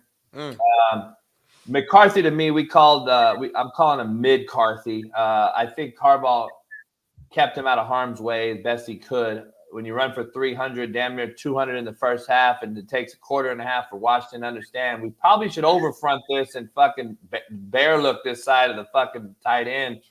And then if you notice, Michigan really didn't do anything after that solid front look they finally gave him at. I don't know what you think about Penix, though. I thought he fucking fell hard last night in the draft if I'm an NFL GM. He just avoided contact at all costs, and I just can't sign that guy as a quarterback to play for my NFL team if I'm a GM or a coach. He really shied away from contact, and that's just a telltale sign for me as a quarterback, especially if I'm going to try to pick one to win a Super Bowl for my organization. He would not be a quarterback I would want to coach. And I was just praising the shit out of him a week ago with his throwing ability and his rare left-handed ability and pinpoint accuracy and all that. But guess what? Michigan is an NFL team, 19 draftable players. Matt and I have been going over this all year. We said we would love to see Michigan give the NCAA a shit sandwich. That's what they did. But the betting side of me had to take Washington because that's where the money was. That's why I took them. And Michael Penix shit the bed. Did you see the same thing, or did you just say, oh, no, I think Michigan's just that much better? Well, Michigan's an NFL-style defense, Matt, and he's going to see that every week. And I think he showed us what he really is. Yeah, unfortunately, I think I'm going to have to agree with you on this. I mean, look, he's special in college. Caleb Williams is special in college. Drake May is special in college. Not all of them are going to hit. Right. I mean, look back at Baker Mayfield's draft. Baker and Darnold and all those cats. I mean, are any of them like legitimate big-time starters? Baker's back in the playoffs. Yeah. He's been on 4 teams in 2 years. So I think that this situation here, it gives – look, the last 2 weeks have given everybody what they want. The guys who want to say Michael Penix Jr. is elite and he can drop it in the bucket, you've got a ton of tape against Texas and the whole season that it validates that. Those guys who want to say that, that's an NFL defense and they beat the shit out of Penix and the Washington offensive line up front, well, you got tape to validate that too last night. So now it comes down to fit and the quarterback coach and the head coach in the NFL saying this is going to be our guy. And then you guys know this better than anybody. It's where you go. Yeah. Where you go. Like, it's where these quarterbacks end up. If Caleb Williams wants to go be the quarterback in Chicago, which that's a different conversation for a different day, that's okay. That's a bold move. Have fun. So a lot of this, it may not be a bad thing if Penix drops in the end of the first round or the beginning of the second. I know last year, Will Levis, it looked bad when Will Levis dropped in the draft, but it didn't end up bad. I mean, he got rid of a leash. His girlfriend got a Burger King deal and she kicked rocks, so he got rid of that bitch. And then he ended up being the starting quarterback of the Titans and actually looking like he could play. So sometimes it's about fit. And these things happen for a reason. And it's look, one thing I will say about Penix that I really respect is that when those live bullets were flying around and he was taking shots and he was taking, they started coming after his ass. McDonald and that Michigan defense, they were on one last night. They knew that they had to play great to win. And they did. So when he started taking shots, he didn't get hurt and leave. He was hurting and he was not leaving. And I don't care if they beat us 41-13. I'm staying in this bitch and I'm fighting until the end. And I respect the shit out of that. That's the kind of guy you want to play for as a quarterback when you got that kind of quarterback. So I, as a guy who's hit his fair share of quarterbacks and a guy who's protected his fair share of quarterbacks, there's no more respect than I could have for a guy who takes shots and gets up and goes back to war. And a guy who, when you're blocking for him, who takes shots and gets up and goes to perform. So the great year by both teams. I mean, hell of a national title game. Michigan just came out early and, Washington did not adjust very well to the scripted plays. Like the motion adjustments and the different formation variations that they hit them with early in the game. I need to go back and rewatch it, I think, because it was very subtle, but it really fucked with Michigan bad. And they were out of gaps like 2 or 3 plays, and those 2 or 3 plays ended up being about 200 yards rushing. And that's why, Matt, I was breaking down that play last night that kind of blew up on Twitter and Instagram, and I'm like, if you solid front the tight end side of this thing, at least it eliminates thinking. And it causes for thinking on the O-line, as you know, right? Like, okay, now there's a different front. Now there's no B gap open. Now I can't pin and pull this thing without guy. I got to do something else. And I think when they finally adjusted and went like a tough look and eagled the tight end with the Sam, and then they went 3-5, I'm like, well, fuck, that should have done that first quarter. Like, it's not a hard adjustment for a guy making a lot of money in the booth to say, you know what, we're getting fucking gas to the tight end. How about we fit this thing and just go solid front? And at least if Harbaugh goes week B now with the counter, then that's what you should do. And now we'll adjust to that with our spiller. But we didn't do that. It took us 2 quarters. And if you notice, Michigan really only ran the ball for 32 yards in the second half until late with the J.J. McCarthy 18-yard scamper, which I don't count as a run game fit. And then that's a scramble drill. And then so I'm looking at the fitting of it. And Washington finally made the adjustment, and Michigan struggled to move the football. And Washington, to be honest, if Penix don't miss the corner route touchdown and he doesn't throw the pick right out the second half gate, this is a tie game where Washington's up. Yeah. And if you're a coach and understand it, you're like, well, the game seemed dominated, but Washington was a play away from winning the game. That's football, though. That's every game, I feel like, damn near. Like, it's always a play here, play there. If I didn't do that, I didn't do this, it would be cleaner. You know what I'm saying? Go ahead, though, Matt. No, the phantom holding call on Rosengarten, like, he barely touched him. He overset him. 2 of those. He definitely overset his ass, and you know, it was a bad set on his part, but he didn't compound the problem by grabbing the guy. He let him run by, and they still called holding. Like that. I mean, come on. That was the one call where I was like, okay, here we go. That's some home cooking right there. But that's going to happen. I mean, that's going to happen. You can't expect it not to.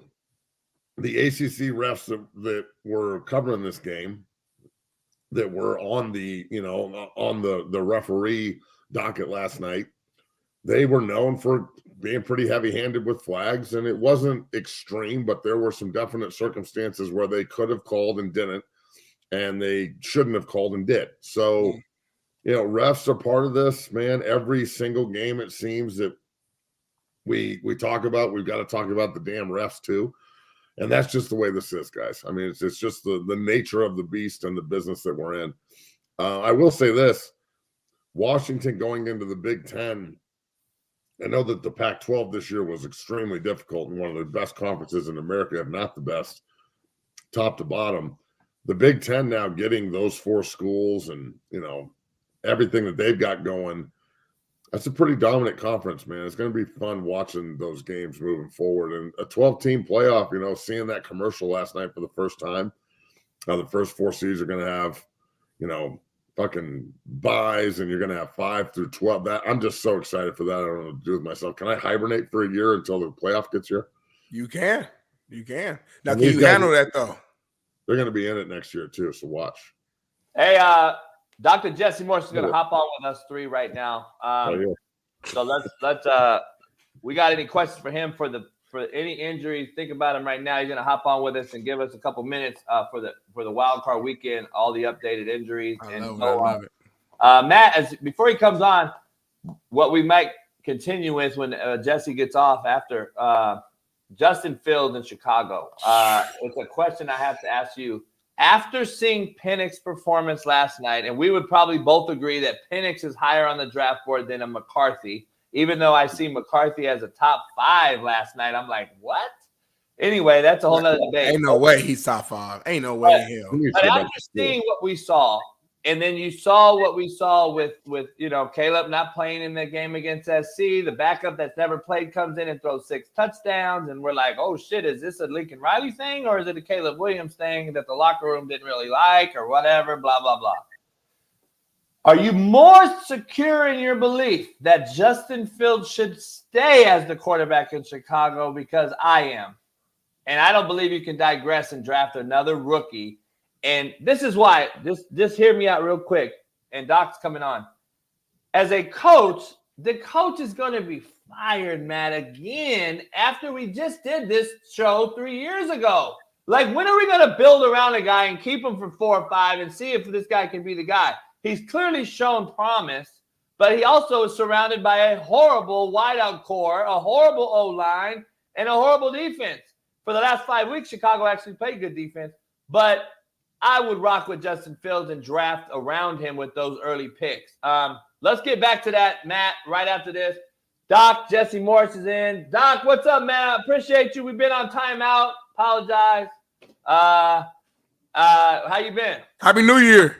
What's up, Happy Doc? New Year. We're doing good. It's a great day to be great. Hell yeah. Yes, All right, man. I know we don't got you long. Let me get right to it. Wild card weekend coming up. Saturday, Sunday, and Monday games. I know speaking on the fantasy side, plus on the injury side for fantasy, what big news you got for us that's going to be either not playing in the game or questionable for the game? Bailey, can you pull up Saturday's games first or pull up all the games? It's going to be a wild card, I do believe. Yes. Can you coordinate any more injuries for Miami? I mean, like, seriously? Like, Miami got hit with the worst injury combination in the past month. Their D-line, Tyreek, they lost Waddle, they lost Mostert, they lost Phillips. They had lost Holland for a little bit. They lost X, and then they just lost Baker, and they lost one more. I'm like, I don't know how they can handle this. This is crazy. Are any of those guys? So, like, let's stay on Miami right now. Like, who are we expecting to potentially be back? And I know the team's probably having like thrown out who's playing or not because from a tactical reason. Tyreek retweaked his high ankle again for the second week in a row. Yeah. But he'll play. Waddle will be back, but he won't be 100%. He'll probably be like 70%, something like that. But he's not going to be. He has a knee, which is more chronic usually, and then. His ankle, we don't know what's going on with his ankle. I don't know if it's a high ankle. I don't think we ever got clarity on it, but it's do or die. So they have to kind of put it together. Defensive players are a little bit of a different story. I don't know what Zabian's dealing with. Someone's foot. I don't know if he fractured it, if he has a sprain. I don't know what it is. And then Baker, I want to say they just did. Baker got injured. I saw it pop up yesterday, but I forgot what it was. And I saw this yesterday. So it's 78 right now in Miami, to give you an idea. Yeah, it's supposed to be negative 18 in Kansas City. Shit. That's a massive difference. Like, I can't even. Matt, real quick to Doc's point, you played in these games in the playoffs in these games, and you go from warm weather to the cold. What does it do for the psyche of these guys?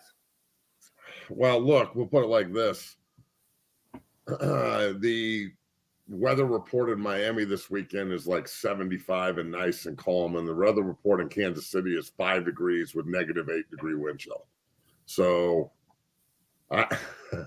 this is why, like, if you're the Dolphins, like, I hope those heat packs and I hope those hand warmers and all those muscles that are nice and loose down in Miami when you're running around in the humidity feeling good. That's great, but now you're in like playoff football, and this is why these games are so important to get home field if you can even get a game.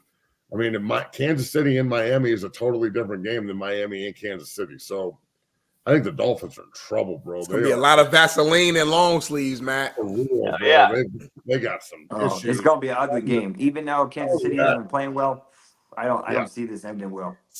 Hey, Doc, so let me ask you this. The Saturday games are the Browns, Texans, and that Dolphins-Chiefs game we just discussed. The Browns-Texans. Is Will Anderson healthy? Go? I haven't checked his status recently. I know he had been playing, then he got tweaked. I don't even know if he played the other day. I thought he did, but yeah, he did. He came out. Yeah, but I need to check his status. And I don't know his. Noah Brown is dealing with a back injury. He kind of stretches that offense. Nico is close to 100%, not quite with his calf, but he'll be close. He looked like it the other night. Golly. Oh, he's a beast. So overall they're okay. Amari Cooper is not 100%, but he should play. He's got a heel. Again, these heels can be weird. We've seen several of these lately. Hollywood Brown, Keenan Allen, just a bunch of weird heel injuries that I can't really explain. They could all be the same thing. They could all be different things. But this is do or die. So he's going to play. And I expect Flacco and them to put up a heck of a fight. It'll be a great game. I think probably Cleveland takes it, but I don't know. On the Miami front, is Mostert playing? That's huge in that Kansas City game to run. I think he plays, but I don't think he's going to be very effective. Like he's banged up, knee and ankle. Mostert looked Achane looked good last week, but he can't handle the volume that they're different backs, right? They're completely different backs. But Mostert's going to do what he can, and if not, it's going to be Jeff Wilson Jr. I like that. He's a tough runner. He is coming from the Niners. All right, Lions Rams real quick. Laporta, go or no? This is a true game time decision. So he got lucky. It was basically a very similar, not quite similar play, but it could have been worse, like TJ Watts. But he ended up spraining his knee and having a bone bruise. The ligaments are a little loose and a little weak. The bone bruise is really painful. Yeah. I'd say there's about a 30% chance he plays, somewhere around there, 40%. If he plays, I'm not overly worried about re-injury. I'm more worried about effectiveness due to pain. Gotcha. All right, now the one everybody wants to know about, the Monday night Eagles-Bucks. Jalen Hurts, throwing hand, A.J. Brown. Devontae Smith. They got a few things going on. What's going on there? Yeah, they're hella banged up too. They got just smoked by the Tyrod Taylors. And so if you saw Jalen's finger, not ideal, but thankfully it was, he got lucky. It could have been an injury to the distal part of the finger, which happened to Russell Wilson, which was a mallet finger, which was catastrophic, and that it took a month or probably even longer to feel better after surgery. This is what we call a swan neck deformity, which usually what we call a volar plate injury, which is a much less concerning injury. It's basically a sprain of the mid knuckle. But the problem is it's on his throwing hand and it's in the middle of his throwing hand. So so if anything's going to, has struggle, it's going to be his deep ball. And his deep ball threat is also banged up. Maybe they need to use the running game more because they haven't used it a whole lot lately. And he shouldn't really be running a whole lot. I mean, obviously a little bit, but and then Devonta Smith appears to be a high ankle. I don't know if they ever confirmed it, but that's what the data look like. That's what the timeline is looking like. Unfortunately, you can you can get him out there, but he's just not. He's going to be limited. It's going to be tough. It's going to be very tough for him to cut, to stop and go, and they have a tough matchup, right? A.J. Brown got lucky. If you saw the video of him dapping players as they came into the locker room, that kind of gave you a gauge of how bad he was feeling. It looked like a classic, what we call MCL sprain, which is that ligament that runs north to south on the inside of the knee. In my opinion, it was probably a grade 1 just based on what he was able to do afterwards. Grade 2s are very severe. That's what TJ Watt had. And I think he plays maybe with a little bit of a sleeve or something. He's at re-injury for re-injury, not because whenever you get tackled on the outside, that inside collapses, and that's basically how it happened. But it's do or die. Either you play and suck it up, or you're done for the playoffs, likely. Time is now. And you mentioned get off here, man. Let me ask you something on these fingers and digits. You and I both, while he was talking, are like, suck it up. I've thrown with these things dislocated. It does affect the deep ball maybe, but other than that, paraffin wax, doc, and ice. Fuck it. Let's go. I mean, it's playoff time. Matt, you agree to that? Yeah, it's a finger, bro. Tape your shit up and let's go to work. What are we talking about?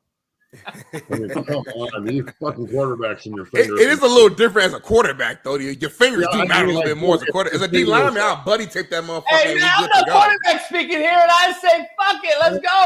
Well, JB, you're the quarterback, bro. You're a tough son of a bitch, but just stick the finger up old Mary Jane Rotten Crotch and you fucking get that shit warmed up and let's roll.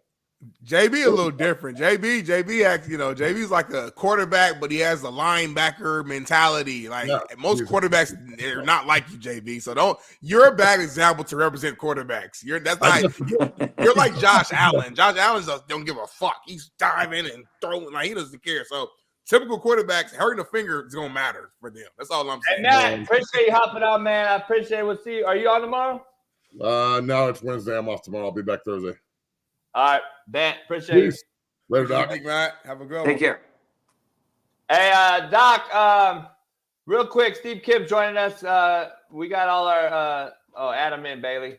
Doc, real quick, Steve may have some Korean Cosell questions.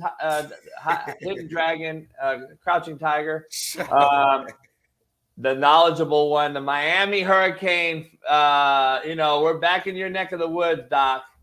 Did you hear Miami sign a quarterback from fucking Albany?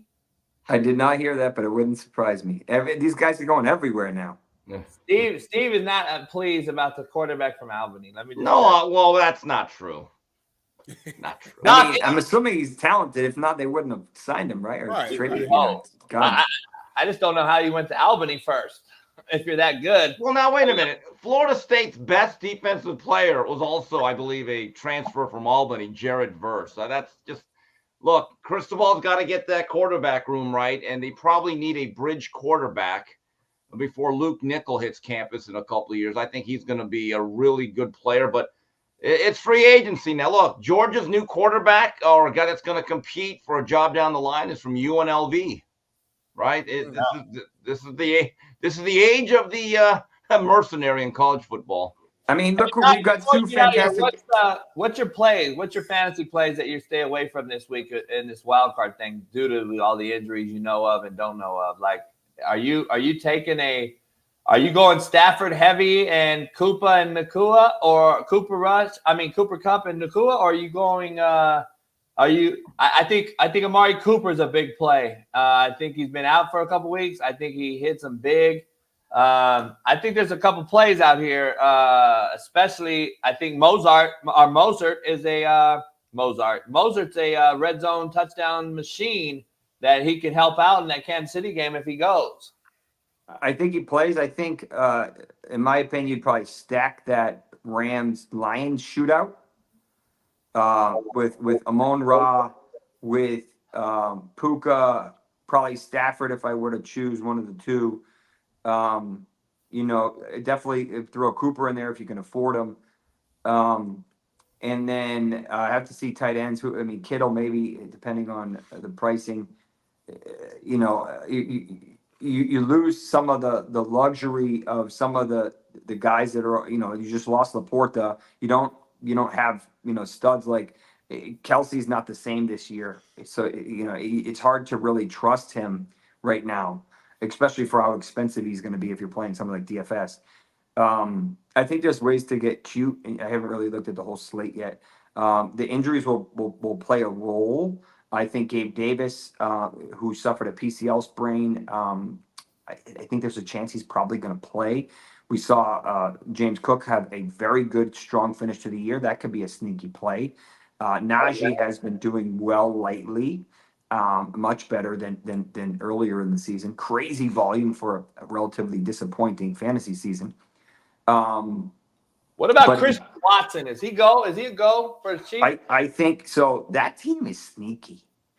They legit sneaky. Like, they got weapons between Wicks and Reed. And Dobbs, and they have Watson. They have both tight ends. They have Aaron Jones, who, when he's healthy, we saw it looks fantastic. Like this. Hold on, Doc. You're not talking about. You're not telling me what I think you're telling me, though, are you? You're not telling me that the Packers got the Cowboys, right? I know you're not telling me that you think the Packers are about to go beat Dallas in Dallas. And there's no way you're telling me that, Doc. Let's see. If there's any upsets this weekend. Here's the way I think it plays out. I think it goes Cleveland, Kansas City, Buffalo, although that game's going to be close. Yep. Tampa. Me too.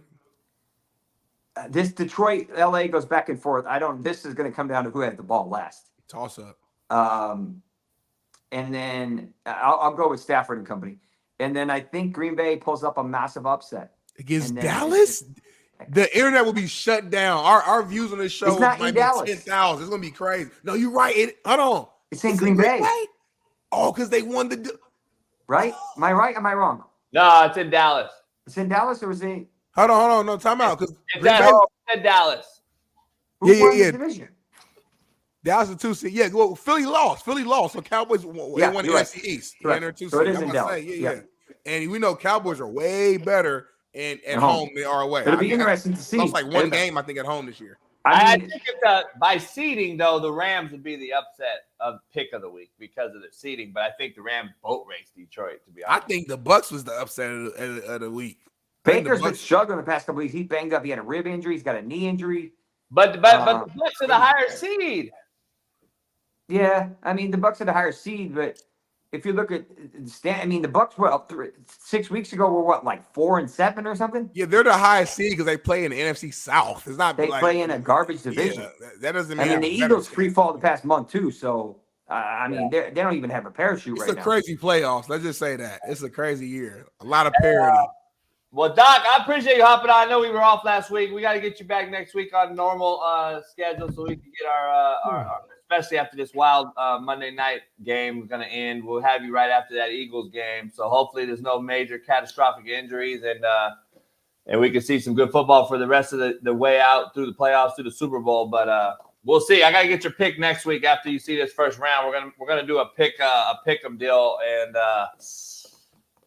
the Rams are scary, Doc. I'm telling you. Oh, they do. Puka's the truth. Watch the video. This is the last thing I'll leave with you. Go to the Rams Twitter, and if you haven't seen it yet, watch the short video of them talking about Puka and how he could help them and where they thought he would be drafted and why they reached for him. Oh, I know. My buddy coached him at BYU, a good friend of mine is the head coach. He was like, hey, I've been telling people about this dude for years. Remember, he started at UW. Yeah. Oh, that's right. I forgot about that. Yeah. Man, thanks, Doc, for hopping on, man. I'll see you. We'll see you guys. All right. Peace.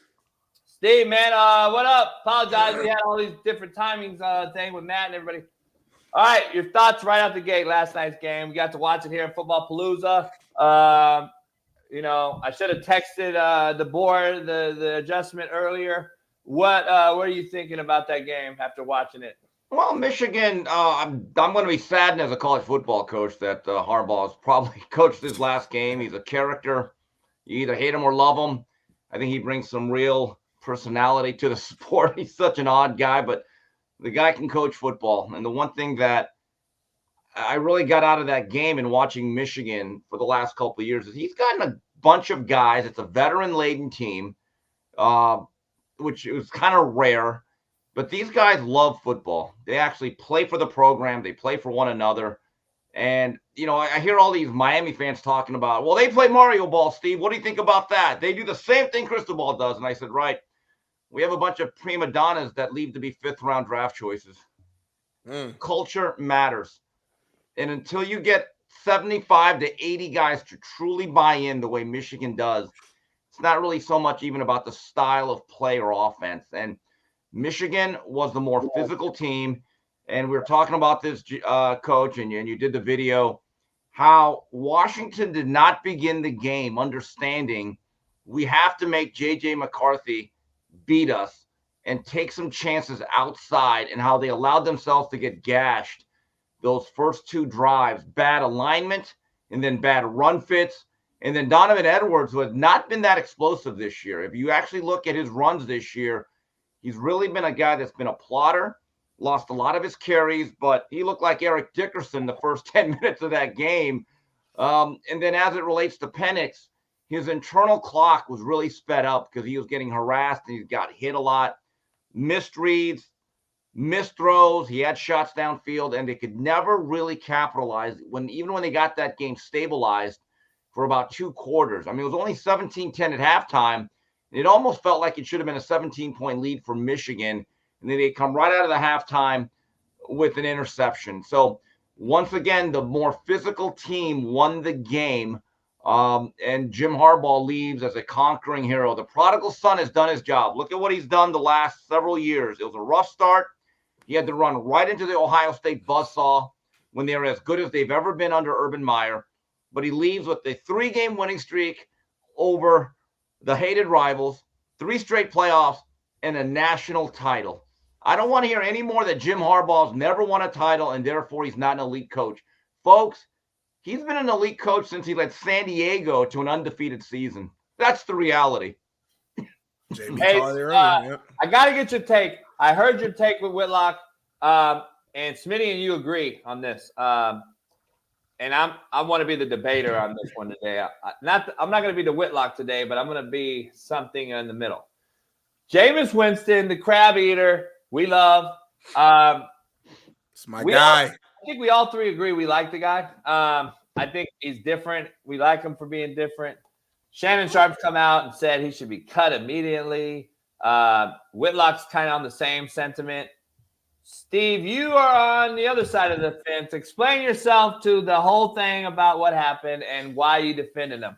Well, no, I think Jameis is a national treasure. He's hilarious. I don't take football all that seriously as much as I think I know about it. To me, all of this is content. Just play your little games, fight your little fights so I can talk about it and make money. That's the important part, my money. And if you make me laugh and you give me content, you're good. You're just an ingredient in this little chef salad. He's funny. Look, is it against the unwritten rule about going and really blocking during victory formation and not telling the other guys, hey, guys, we're playing ball here? Of course it is. Is it a bad look? Yeah. Will it create tension with the player and coach and the other? Yeah. But the Jameis Winston explanation to me is hilarious. And there's an announcer trying to lecture him about, well, the Falcons are going to be upset and you have to play them. I just love the fact, instead of acting like a petulant child, like most modern day athletes who think everyone has to agree with me no matter what I say, he just smiled and said, you know what? I respect that. Yeah. I like the fact he actually acted like kind of like the more of the adults that, look, you're allowed to have your opinion. I respect it, but no regrets. And he did it with that smile. I can't do it. That those eyes and that. Yeah, he's kind of like, oh my God, Jameis, you're a Florida State Seminole, but I can't quit you. You're okay, man. Yeah, that's my guy. Was that the camel that broke the back of Dennis Allen, though? Is he going to get fired? That back should have been broken long ago. Look at his record.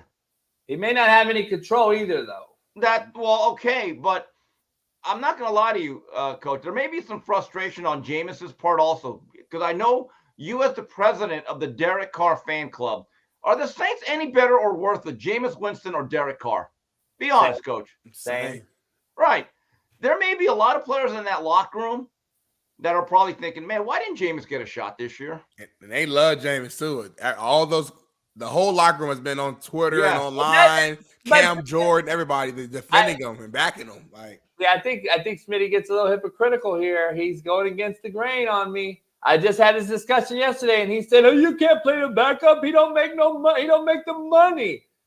Cooper Rush went 5-1. I keep bringing Cooper up.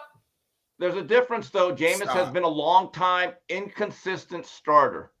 There's a little bit of a difference. He comes in with, look, he's put up numbers, both good and bad. 35 touchdowns one year. Look, 30 picks. He just does both, though. That's the problem. If you're the wide receivers for the Saints, you want a guy that pushes the ball downfield and will take a few chances and will throw some deep shots. That's Jameis. I mean, if you are a decent receiver, two things are going to happen. You're going to put up a lot of numbers, and you're going to make a lot of tackles on interceptions. You know what? If you're a wide receiver, you're like, you know what, though? Jameis helped me get 1,500 yards. You might actually be good with him. I agree. His eyes and everything, he just looks like he's trying too hard to read sometimes. He's being normal. Hey, the funniest Jameis Winston story, like out of 1,000 Jameis Winston stories, he got suspended by his high school coach because this guy was giving a fiery speech, and he started crying, and Jameis just started laughing. Hey, I'm telling you, and he doesn't mean to be a dick about it. He's just like, he's crying. Like, he's kind of like if Beavis and Butthead added a black guy, Beavis, Butthead, and Black Guy, he'd be the black guy. Jameis would be Beavis, Black Guy. Hey, he's He's a funny guy. Come on. We coached this guy. When Smitty's played with this guy, and I've coached this guy. I'm just telling you right now, I played with this guy too. Sometimes they're just like don't know what they're gonna say, and they just are airheaded about it. They're good humans, but they're just like, fuck it, whatever comes to his mind. Like, he's like ADHD with like Tourette's. You know what's funny? I remember the Showtime when they did the season with the Florida State Seminoles. And so they followed him, I think, his second year. And I'm just going to tell you, he gave speeches in that locker room were like, it got the team going. Early in the year. Yeah, I remember that. People were like, they gravitate towards the guy. They really, and I remember because like he was a pain in the ass to Miami. We couldn't beat the guy. And that 2013 Florida State team is one of the 3 or 4 best teams of this century. People do not give that team credit or enough credit. They blew everybody out except for the last game. And offensively, Jameis Winston won a Heisman as a redshirt freshman. People seem to forget that, Steve. How great of a college quarterback he was. Even though his second year as a starter, that's when the turnover machine started to rev up a little bit. But Jameis, to me, we need guys like him in sports because he's so earnest and honest. And like he'll give you moments like this. We're not curing cancer. We're not trying to win the Nobel Peace Prize. And I told this to Whitlock. I said, Jason, you're telling me as a beat reporter, you wouldn't want a Jameis Winston out there because he'll talk to you at any time. He'll say some goofy stuff that'll make you laugh. Again, this is not that serious. And then as we just saw, his teammates love him. Jimmy Graham said, this is the best teammate I've ever had. Like, think about that for a moment. Like, you think about all the teammates he's played with, everybody he played with since childhood. He said, this man is the best teammate I've ever had, loves the city, this game, embodies everything you can ask for in the leader, was in a rare situation. We all take responsibility. Nobody thought we'd get blown out of proportion, and fuck the Falcons. You got to love that quote right there. Right, and I love it. Darnell, I think we spoke about this a couple of weeks ago. I love the fact Jameis brings in a briefcase to the locker room before the game. It's like, fellas, come here. Everyone's like, yeah, what's up? Guys, in here is the only thing separating us from greatness. Everyone's like, well, he opens it up and there's nothing. Jameis. That's the leader. That's the leader, Steve. That's the leader. Jameis, don't you ever change. I've had him on the show. I'm going to try to get Jameis on this show through Lonnie and that'd be the best thing. If you do that, JB, you the best co-host ever. I want to talk to Jameis. I've been wanting to interview him forever. I got so many questions. I won't let you talk to him, but you'll be on. Nah, we gonna move you out. It's gonna be a black show. It's gonna be Big Smitty with Coach JB. You know what I don't understand about Jameis? How come he does not have an Eat That W t-shirt? Come on now. I mean, seriously, that was one of the funny, because when he did that speech, all the Buccaneers were like, oh, okay, Jameis. We love you, but you're going a little too far now, man. Hey, Steve, I want to bring brass tacks. 2 things I got to ask you. One thing about Justin Fields, one thing about Michael Penix. After watching Michael Penix last night shit the bed, in my opinion, and look really, really scared in the pocket, he dropped. If I'm a GM, he dropped tremendously. Not only is he older, he's injury prone, 2 ACLs, I believe, 2 major injuries. He felt bad last night. As a 24-year-old, he has to be the guy that steps in there and takes the chin shot. He avoided it at all costs last night. I saw a lot when he faced a team like Michigan, which is an NFL-style defense, and that's what you're going to face every weekend. I just don't know if I can take Penix anymore. Now, translate that to a Chicago Bear Justin Fields scenario that everyone's talking about, drafting a new quarterback. I'll go with the first one. With Penix, you talk about his mechanics, Coach, and you've been on this for a while. His release is all the way out here, and the elbow drops. Even before things fell apart late, his balls were sailing, and he missed guys. Pause. When you drop your elbow, the ball goes up. Right. So when whoever drafts him is going to have to make that decision. Do we mess with his mechanics? Because that does not always work. Sometimes you're better off letting a guy throw the ball the way he throws it. Okay? So the other thing was, once his rib really got hurt, that's when he really started to bail out. I actually think he showed a lot of courage, but he started to fade and back off a lot of throws. But the game was over. And you're right, though. Penix's age will be an issue. But again, we've seen Brandon Weeden. We've seen Chris Wenke. get drafted first round who were older than Michael Penix, who did not have his athleticism. But I don't think Penix is ready to be a day one starter. I will say that. Also, the other factor is whatever team gets him next year may not have as good a wide receivers as Washington. I've seen that happen to college quarterbacks who go to the next level and their wide receiver talent is not as good as what they were throwing to. That's actually been – I've actually seen that a lot. Matt made an interesting point. Matt said, hopefully he does drop. It may help his career. Right, because he needs to sit. He needs to be what the Jordan Love had in Green Bay. I think Jordan Love could not play the way he did this year 2 years ago. Yeah, okay, so maybe the redshirt year as a pro will help him. As for Justin Fields, I've been on the record, and I was not high on Justin Fields. I may still not be high on him. If I'm the Bears, I pick up the 5th year, and I draft Marvin Harrison whenever I can, get him a number 1. Because, like as you pointed out, Coach, yesterday, the problem is if you cut bait and you say Caleb Williams, okay, now you're starting over again. And quite frankly, I don't trust Caleb Williams. I just don't trust any rookie quarterback to come into a Chicago Bear team. It's not like he's coming to a ready-made roster. He's coming into a team that has no outside threats besides DJ Moore, who's really, I think, I agree with you, he's probably a number 2. Right. Needs another complimentary guy. He's nice. Hey, regardless, Big Smitty, if he's a 1, he still needs a complimentary guy to make him a number 1 or even a good number 2. He don't have that in Chicago. Their O-line's atrocious for the most part. Their defense got better, but I think the head coach, Eberflus, did a hell of a job. Komet's a good guy. Look, they were competitive the last month or two, all right? But here's the thing what they have to do. They have 2 very high draft choices. When you're that bad, though, you need more than 2 draft choices. And this is the art of drafting and extending value. Bill Walsh and Jimmy Johnson are the 2 best I've ever seen at it. You got to turn those 2 picks and parlay that into 5 picks. Right. You got to start trading down and taking gambles on the guy that we like at number 5. We can get him at 8. So can we pick up extra draft choices by trading down? It is a little game of Russian roulette. But if I'm Chicago, Smitty, I make sure I get Marvin Harrison. If I have to take him at number 1, I don't even risk it. If you're going to invest in Justin Fields, I got to get him a number 1.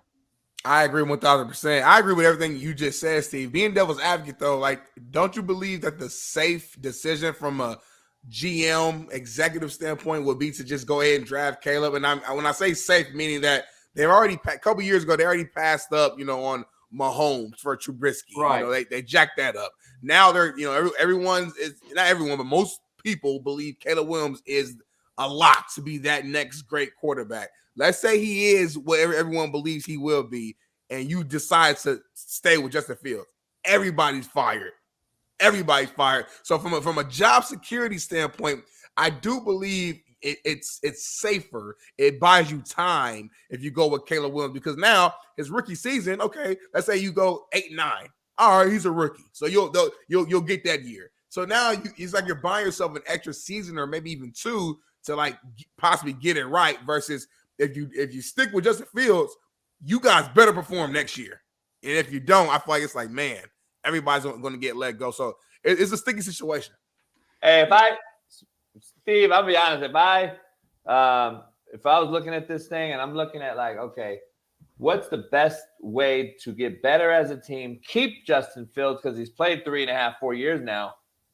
What do? I hire Greg Roman today as the offensive coordinator for the Chicago Bears, and I bring him in there and do what Lamar had success at with Greg Roman, and we build a team around that skill set of Justin Fields, who, in my opinion, Justin's a better thrower of the football, bigger arm, better release.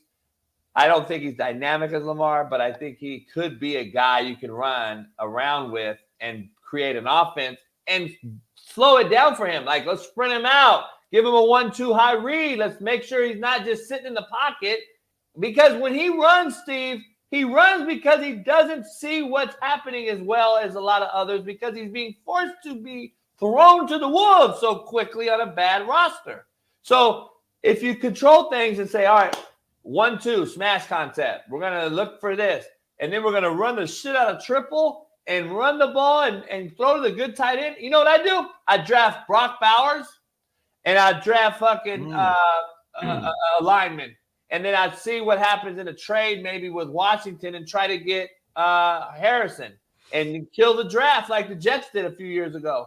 And that's what they're going to have to do. And I would do that. And I think it'd be a hell of a scenario for him in his career. Transitioning real quick to the boxing world. Ryan Garcia, Antonio Brown back in it. You sent me this. He's like internet boxer, everybody calls him or whatever, social media boxer. So he divorced his girl all in the same day. Well, here's what happened. So I think it was on Friday. He has this picture and he said, I want to welcome my third child into the world. Okay, congratulations. I think that's 3 baby mamas. Not judging, just being factual. I said, okay. And then about an hour later, he announces his divorce. Now, I've seen a lot of things in sports, and I was saying this on the 3 knockdown rule, and me and Mario talked about it a little bit yesterday. I mean, there's been some like historic achievements in sports.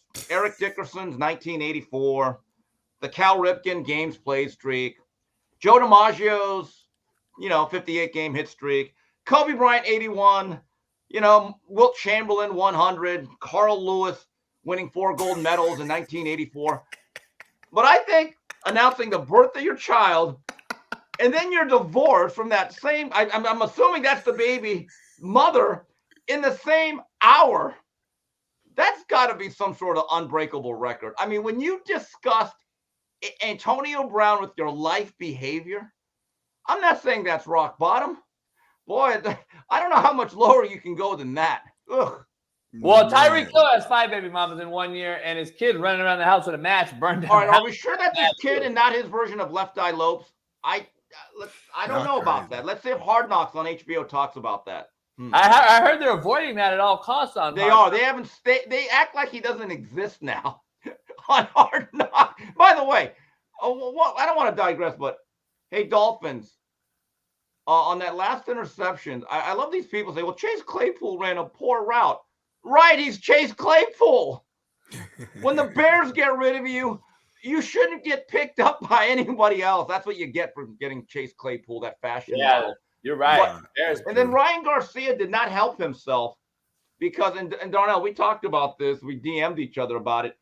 All month he said, I want Devin Haney. Okay, you said that, not me, not Darnell, not Dan. He threw it out there. Yeah, you threw it out there. You said, I want it. I have instructed my team. And then he comes out, hey, guys, I've changed my mind. My new focus is on Rolly Romero. And I heard from people at Golden Boy, they didn't even know till the tweet came out. In fact, one of them didn't know till I sent them the tweet. So you go from Devin Haney, who's a top of the line, elite pound for pound boxer, to Rolly Romero. Again, I don't want to hear that we're too tough on Ryan because Darnell, we didn't do this. We didn't ask him to fight Haney. We didn't put this edict. You did. Well, he did. That's why he gets the heat. Bottom line. 100%, man. 100%. And Devin Haney wasn't happy about it. I think he called him a cat. A cat boy. Cat guy. Called him a cat guy. So But Garcia's like, listen, he said, you'll be back around. I'm the draw. I'm the one that sells the tickets. Go over there, I don't know. He does sell tickets for for whatever reason, No, he does. Look, he's a popular guy. Yeah. He's very telegenic. He has marketed himself incredibly well, and he is the anomaly in a sense. But as a fighter, he's not even top 10 at 140, Darnell. He really isn't. He's average, yeah. Yeah, he's that guy. He's like that basketball player that could do the 360 double pump, hang in the air, go through the legs, dunk. But in a real game, he cannot consistently hit the 18-foot pull-up. Come on now. That's what he is. And I wouldn't be shocked if Rolly beats him too. Rolly's crazy. I know he's a wild. This is a crazy fight. Rolly, you know what they should do? You know what I call that fight? What? Remember that movie Dumb and Dumber? Yeah. That fight should be called Worse and Worser. That's just me. Right. Hey, what do you think about Puka breaking the rookie record, 63-year-old record wide receiver? I wonder if he's a product of the system, which I guess all players are, or he's really good. Probably a lot of both. And guys, as a Dan Campbell fan, as someone that likes the Lions, I wanted to see them do well. This is our nightmare. That's the worst matchup. That Detroit secondary is bad, guys. Where have you gone, Ryan McNeil, Benny Blades, Ray Crockett, and William White? I'm not even asking for Lem Barney, Hall of Famer. That Detroit Lions secondary gives up a lot of plays over their heads. And so Saturday or this weekend, that's the game I'm looking forward to the most. It's in Detroit. It's going to be the biggest event they've had in a very long time. They're going to have to really use that crowd. They're going to have to use that emotion and I think control the game a little bit with that run game with Gibbs and Montgomery. There's a way to win that game, but as coach has been talking about it for a month, it's the worst matchup for Detroit. Yeah. As much food as I have left over from the Palooza last night, Smitty, you always overcook, JB. God, well, we had a few flakes that couldn't come. Not flakes. We had a few guys that couldn't show up. We had about 6 people, but we had a few guys show up. Not show up. That pizza last night was excellent, by the way. Thumbs up to that pizza place, man. You're good. I'm just telling you. You don't know. Oh, and the shrimp cocktail. Oh my God, that was good. That was really good with the sauce and everything. You did a hell of a job. Don't boost him up too much, Steve. I'm just giving him. Hey, look, he's decent in he the botched kitchen. up the onion rings a couple of weeks ago. I mean, he botched that onion ring like Cristobal didn't take a knee against Georgia Tech. Wow. I looked at what is this? It's like, okay, no frying for you. Good grief. Hey, all right. Before you leave, the Patriots, most losses in the Belichick era. Black Monday was yesterday. They fired Arthur Smith. They fired a Riverboat Ron. Today, I'm sure there might be a few more. Dennis Allen may be on the seat. We'll see what happens with Belichick. I'm pretty sure it'll be a mutual departing. But at the end of the day, who benefits the most, especially playoff teams, when they lose in this first round and they're looking out there and saying, uh-oh, Belichick's available. I see him, Steve, in Buffalo. I don't. Look, Belichick can still coach football. Defensively, they were good. That was a playoff caliber defense, but unfortunately, the worst looking offense in the league. But here's the reality. Bill chose the players. He put that team together. Look, if I'm an organization, do I want Bill Belichick coaching football? Yes. Do I trust him to be the GM and draft guy? No, I don't.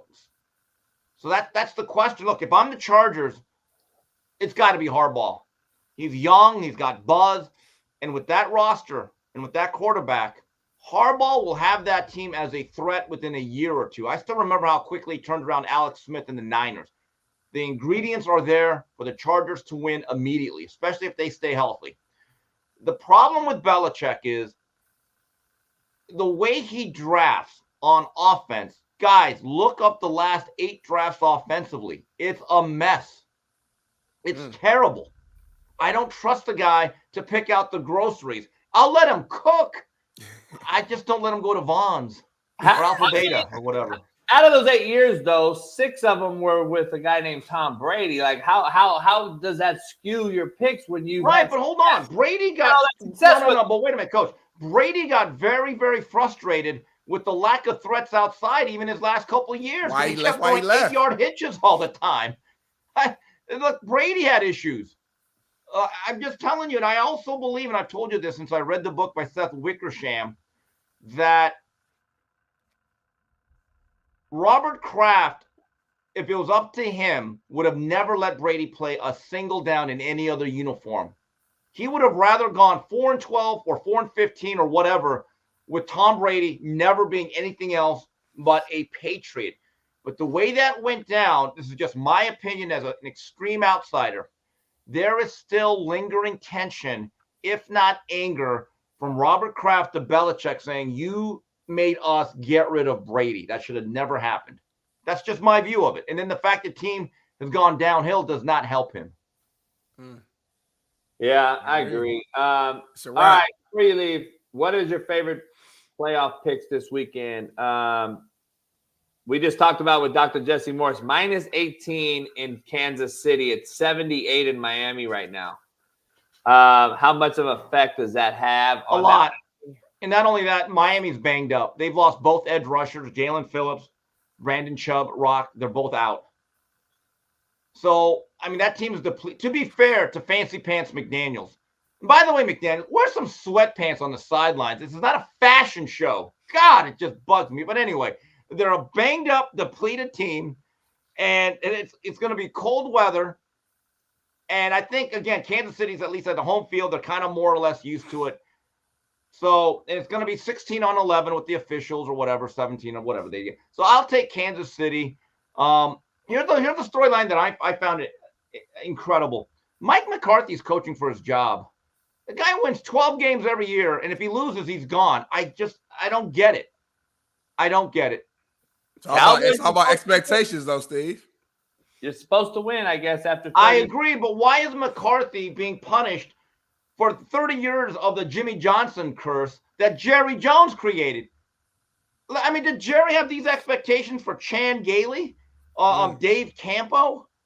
I mean, I'm just telling you, McCarthy's done an excellent job. His biggest sin is that they just may not be as good as the Niners and or Eagles last year. Right? I mean, they're probably a top 5 team. But this year, what's the excuse that the Cowboys, the Cowboys should definitely make the NFC Championship bare minimum? There's no excuse for that. He should be safe because they should beat Green Bay at home. Yeah. The Eagles have fallen apart. I mean, they just. I think the Bucs beat them anyway. Ooh. Yeah, bold. Seth Joyner agrees with you, by the way. But if McCarthy gets to the championship game, and they lose another tough game to the Niners, because last year's game was a tough, hard-nosed game. Mm-hmm. I don't see any justification in making a change. McCarthy has done a great job running that offense. Give the big fella some respect. No, I agree. I think if they made the championship game, I think his job is secure, because you got to remember, they haven't made it back to the championship game in a long time, let alone a Super Bowl. So even doing that would be a big step forward. And I think this is if they were to ever do it, this is the year to do it. Right. Cowboys Nation. So we'll see. By the way, the thumbnail is a Steve Kim idea. He dropped it last night, so he did trademark it and has the right. JJ McCarthy. I don't understand these people that say he's like this high first-round draft choice. And again, he might be hampered by the system and the fact they don't exactly have Braylon Edwards or Mario Manningham outside. But when I see McCarthy, I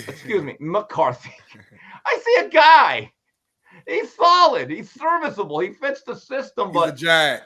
I don't know if he's just a guy. That's a Parcellsism. But I don't see. I don't know. Is he as good as even Chad Henne? I mean, Chad Henne had a long NFL career. Chad Henne was a really good pro-style pocket passer. I just don't see it. I really don't. And by the way, the quarterback we did not talk about, Jaden Daniels at LSU. I like him. I like him at the next level. Just let's not forget him. I got to clear up. JAG, for everyone out there, stands for just another guy. Right. You're average. You're mid. You're a guy. You get either the guy or another guy, and that is what I think J.J. McCarthy is. That's what I think Dak Prescott is too, Eddie Manyweather. They would bring up a Florida Parcells, and he'd be like, nah, he's a Jag. He'd be like, what do you mean Jag? He's a Jag. And the Jags fire their DC, Mike Caldwell. Shit rolls downhill, Steve. As we know, Peterson has to protect himself because he missed the playoffs. It's really an indictment on Doug Peterson, in my opinion. But that's how it happens in this league. Haven't got to speak to you, but again, before I let you go, where is Eric Bieniemy going to go? What has happened with his choice to leave Andy Reid and head to basically walk that tightrope on an island by himself? Because right now he's either jobless or he's going to be a position coach again in the NFL. Yeah, that's unfortunate. Sam Howell was too inconsistent, as was the whole offense. I'm not sure. Does he get another coordinator spot? I'm not really that deeply tied into it. But it was a very tough position. But we have to be fair. It's not like the Kansas City Chiefs offense got any better. They were actually kind of worse, to be fair. And I think there are other factors. Speaking of head coach, guys, I'm just telling you right now, the Raiders should hire Antonio Pierce. Players respond to that guy. Yeah. And they tried to go the fancy route after Rich Bisaccia.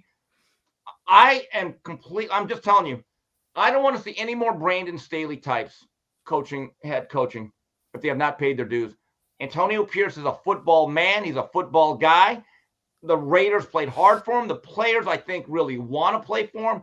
Give him that job. The Raiders are all about diversity and hiring a bunch of women in the front office. Okay, we'll get a black man on the sideline, right? Where it really matters. This is about the football. Let that man lead. I like what Antonio Pierce showed as a football coach. Smitty Get him and I that started job. the show off like, you gonna talk that Rooney Rule bullshit? Let's hire this guy right now. Then, like, End it.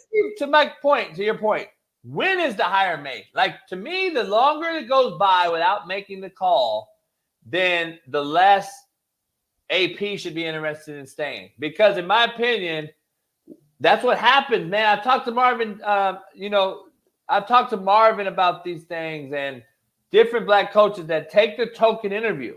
Listen, at some point you're gonna have to stop taking it and stop being controlled by the narrative of, hey, you hold tight here. I'm gonna go interview 6 of these old ass 80-year-olds, and then I'll come back to you. I'll circle back to you. AP is either the coach today or he's not. Right, and I think if the players are now stuck with another Josh McDaniel, there's going to be a collective groan throughout that whole locker room. And also the Raider fans seem to dig Pierce because he's an LA guy from Southern California. He's younger. He's got the look. And the Raiders need to have an identity because every game that they have is a lot like the Chargers game. It's like a neutral setting. They don't have a home field advantage. Pierce gets. Did you see their field? Yeah, I mean, they don't seem to care a lot about it, but it's the Raiders. What do you expect? But anyway, guys, I'll talk to you Thursday. I got to get going here. All right, Steve. All right, that's Steve. All right, Darnell, talk to you. We going back to back. I ain't see the field. Is it crazy? Hey, it's the Raider field. Is there a clip out there? Like, the shit is torn apart and it has sand popping up in the end zone. It looks like an old ass turf field. Like, this is a multi-billion-dollar industry, and the NFL and the collective owners get paid from each other for the facilities to be top notch. Right. Why is the Raiders in Vegas have the field that look like that? I saw Denver fans going crazy about the end zones and the field. It looked like a Pop Warner. Like, I'm telling you, when you see this shit, it's crazy. And I've been in the stadium. Pat and I went to a game when Jeff Saturday took over for the Colts' first game. Oh, they won. They won that game. He started Matt Ryan that game. They looked good. Actually, they beat the Raiders. And the stadium's for a brand new stadium, it's like it fucking ran down already. And I'm just like, God damn, homie, this is brand new compared to like a SoFi where it's like amazing, yeah. Like the Raiders thing is supposed to be very similar. The Darth Vader look, the different. Yeah. It's crazy. And that Super Bowl gonna be there too. So it's like, I better get that thing figured out ASAP. Yeah, it's crazy to me. Look at that shit. Oh yeah, I did see this picture. I didn't know. See, when I first saw it, I was like, "What?" I didn't know what it was. I couldn't even tell. Is that sand? Yeah, sand is tore back. It's like that looks bad. That shit. No, better get that thing right, man. You already had complaints last year during Super Bowl. You know, players were saying they were slipping and sliding around because the turf or whatever was all messed up. You remember the Eagles was doing all that offseason complaining going into after the game. So I'm like, don't have that same situation this year. Like, get that. I know that's grass, so they got to just. I don't even know what the answer is. I know they have both. They play on turf and grass. They roll in the field. And they put it outside with the sunlight hit. And they put it back in for the game. I think soccer and football plays on grass, but then they do roll in it. They have the same turf field too that they bring in, and I think the games. The Raiders have played on turf field twice this year. So they can play on both. I don't get it. If it's that tore back at the end of the year, then play on turf. But then you got the turf injury, they're trying to get rid of and all this. I don't know, man. It's crazy. We got lots of this still break down. We got some WPS, some BPS. Yes. A couple hell yeah, hell no's. I want to dive into some CP2 with you. And Halliburton's hurt or injured. We don't know. And we got some real talk or jaw jacking. And I want to dive into Draymond Green. Is he real talk or jaw jacking? But I got to take a piss and get me a coffee. Let's take a quick 4 minutes. We got a new commercial, and we'll be back in 4 minutes. Pound the like. We only got 300 likes, man. TikTok will be.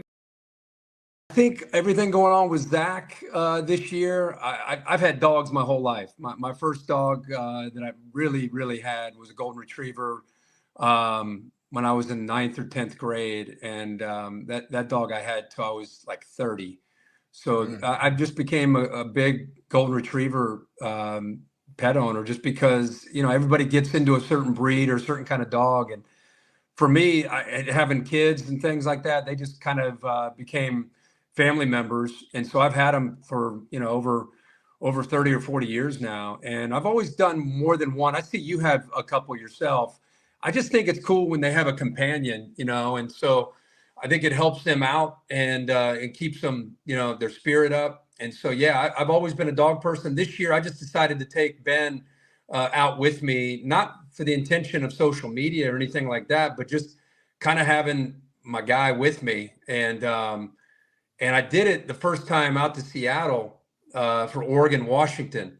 And these NFL stadiums on Thursday nights, it's funny. I took him on a Thursday night with me because I do the whole week. I leave on Wednesday. I leave today, and then I'm gone till Sunday. So I took him to Thursday, and I brought him into our meeting, a big production meeting in this hotel. And Al Michaels was kind of not a bit, I could tell right away he wasn't a big dog guy. And so Ben just kind of walks around. And when he got over to Al to say hi, Al was just kind of like, so I kind of sensed that, but Al didn't say anything. So I went over and I got him, brought Ben back over. And then after that, the next week, I was like, where's Ben? And I was like, I just thought you didn't want him in the meeting. And he goes, oh, you kidding me? You need to go get him. So I went back up to the room, brought him down. And so from that point on, Al is more intrigued by Ben than anybody. And you know how dogs are, right? Like their personality, they just kind of get around people and kind of do it in their own way. So Al's come full circle on hanging out with him. And so, yeah, I did it that first time. And I just realized how much he impacts everybody that he came in contact with and just started bringing him every single week from that point. If I took Lamar out of Baltimore, I think Lamar is still a playoff team with that defense. I think Baltimore is a playoff team with that defense and the running game without Lamar. If I took Matthew Stafford out of LA, that team is a 2-win team. I agree with that. They are possibly on a run and a collision course to playing in the Super Bowl. We're reaching on that. Putting on the record right now that the Rams are a team that no one wants to play. By the way, the Rams beat who? The Browns, who beat the Ravens. The Rams should have beat Baltimore in Baltimore. They got jobbed on a punt block in the back. Or they beat Baltimore, by the way, and have won 7 in a row if they beat that Baltimore team, by the way, that no one's talking about how good this Rams team's playing. Matthew Stafford is the hands-down best quarterback in the NFL. Let's just be honest. It's not even close. Now, if you know quarterback in football, if you say that someone else is out there throwing the football better than Matthew Stafford, then you're just blind. Josh Allen, I can argue, is all I'm saying. Josh has had a lot of up and down. He's more up and down than the Dow Jones that Mike Cal would say. Most turnovers in football. I love Josh Allen and all that. He has the most turnovers in football, which leads to early exits in playoffs. But, Coach, look, I'm with you about Stafford. He is conducting surgery, the stuff he's doing at the top of the pocket. But, again, today's game, there's a lot of quarterbacks where it is a +1. The legs and your ability to move the chains with the run game, and you're threatening the run game, threatening the mesh point. Not on that Ram team, though. I'm with you, but again, I don't penalize Baltimore and LJax for it. Bingo. They're blowing teams out, Coach. They're straight. I'm just telling you, their margin of victory. Not the best team. I'm not saying they're not the best team. All right, but I'm just saying, anytime if you're a quarterback and you're leading a franchise to over 12 wins and I'm back first, of course. We got lots to break down. We got some real talk or jaw jacking. We got some we got a few things to talk about. Some WPS, some BPS, some CP2, some Chris Paul talk, CP2.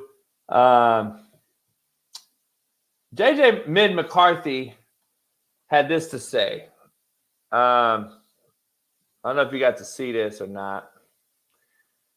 Quarterback at halftime smoking a cigar. Tonight, JJ McCarthy, therapist, doing a mental health check in the fourth quarter. How's that saying go? Hard times create strong men. No, it's actually hard heads create soft asses, or soft asses create hard heads. It go both ways. Are we kidding me? I even think he's more mid now, B-Case. You shitting me with this mental health shit on the sideline? Who is that? Don Cheadle around that motherfucker? Eddie, shut up. God, you're going to lose early again. And then you're going to DM me and say, you're right, coach. The Cowboys are the same as they always are. They're mid. They can't win the big game. Eddie, shut up. Boost Mobile looking at ass. All right. Shout out to Eddie. Smitty, we got a lot to break down real quick in the next 30 minutes. Yep. I thought I'd talk more shit about Lamar, Eddie. See, Eddie, shut up. You got selective hearing. Let's talk about CP2. Here you go. I love CP2. I love talking about CP2. You hate Chris Paul, JB. I don't get it. Hey, I don't hate nobody in life. I don't hate anybody. Even my worst enemies, I don't ever hate. I think hate's the worst word you can use. I think it's like the worst word. I don't hate anything. You just like Chris Paul a lot. You can regret and drag back a hate. Like I can come back and say, damn, Smitty, you're right. I never hated you. You know, we don't see eye to eye, but I was wrong when I said hate you. So why I say never say hate? Like say sorry. I never say sorry. Same thing. I never say hate. I really avoid the word hate. Having said that, this is a guy that we were talking about earlier with the Ja Morant situation. This guy falls under that category. Like this is a guy who has robbed and pillaged the NBA for hundreds of millions of dollars and has given you what? Hall of Fame level play. What are you talking about? This man's old as hell now. He's like a year 20. Chris Paul's a Hall of Famer. What are you talking about? That's not what he gave me.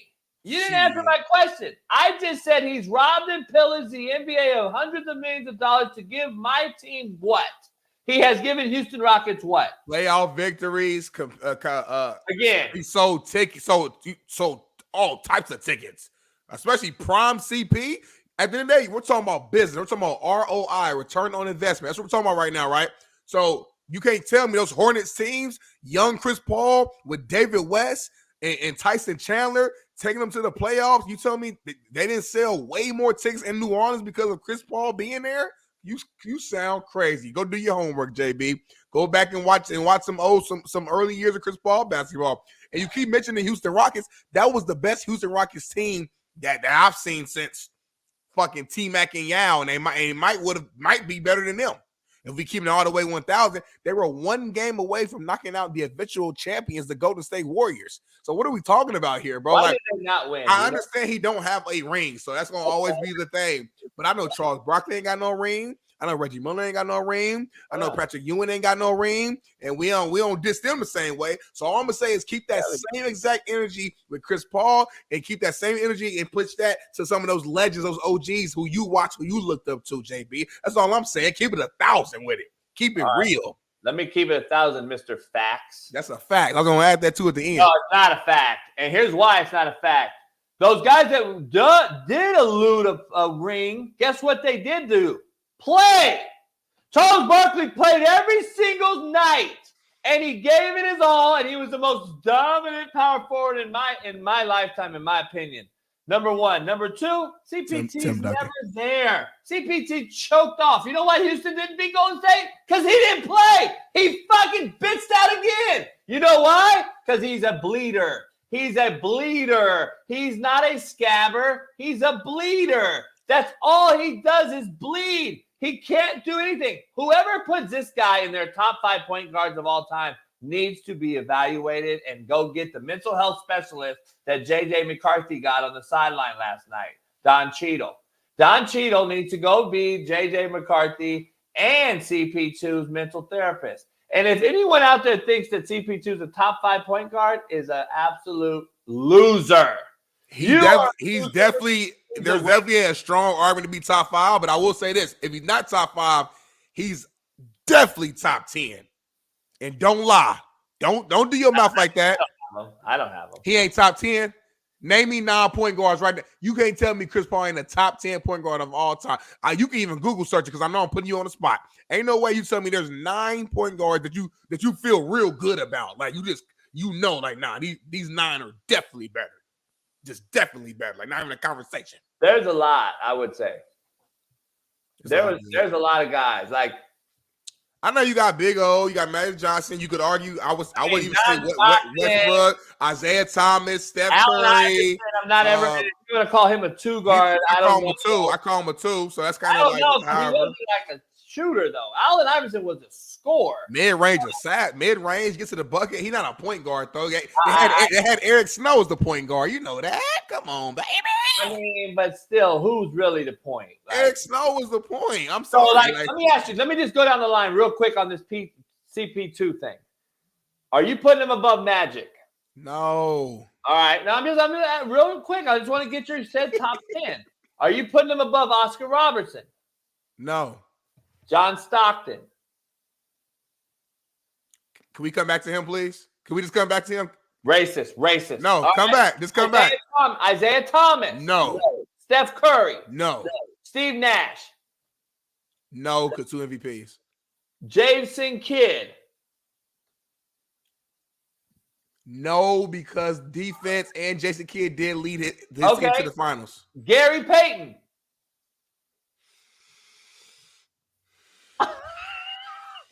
Hold on. Walt Frazier. How about Russell Westbrook? No. Okay. Nate Archibald. I ain't gonna lie, that's a little too back in the day. Let's go to somebody you do know. Tony Parker. Yeah.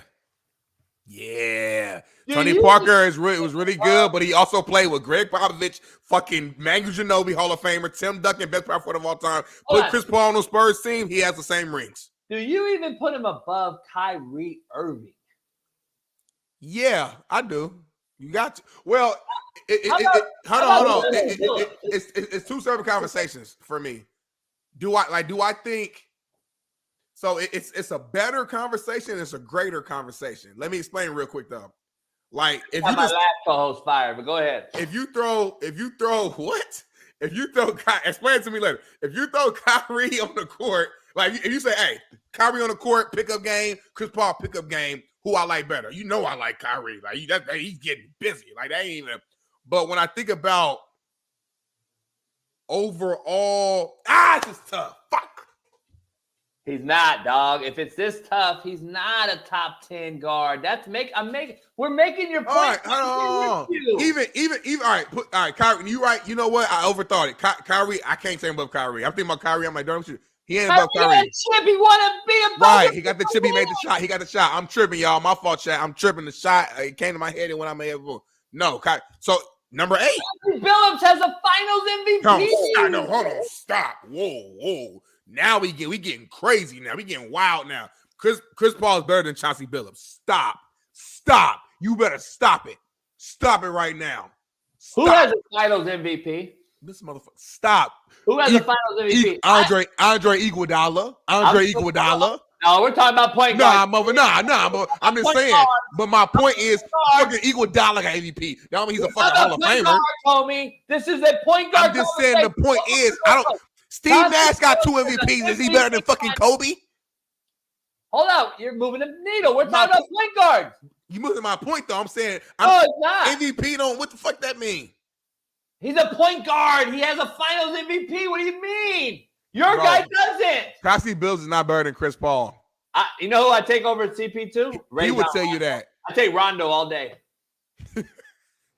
All day. So listen, if you want to take him for your team, that's cool. You can do whatever you want to. That's your prerogative. Bottom line is he's not better than CP3. Dog, CP2, I don't put CP2 above Maurice Cheeks, Mark Price, Kevin Johnson, Tim Hardaway, Stephon Marbury, Sam Cassell, Baron Davis, Rod Strickland. I can go on and on and on, homie. There's no way in the world I'm putting them above Ron Harper, Andre Miller, Norm Nixon. I'm not putting them above fucking Kenny Smith. You disrespectful. This is what he is. He's a bleeder that has done zero. He's not even available. Like, keep it 100. This guy's an overhyped player of all time, in my opinion. He might be the most overrated dude because of his Allstate commercials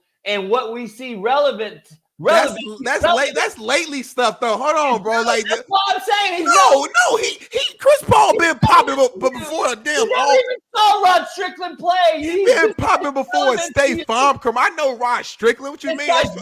That's Kyrie Irving's fucking godfather. At the end of the day, Chris Paul been popping before a damn commercial. 12 NBA All-Star teams, 11 All NBA teams, 9 All defensive teams. Motherfucker, the guy does it on both sides of the court 9 times. Been in the playoffs. Like, what are you talking about? The truth is never disrespectful. Chris Paul makes every team better. Chris Paul's made every team better.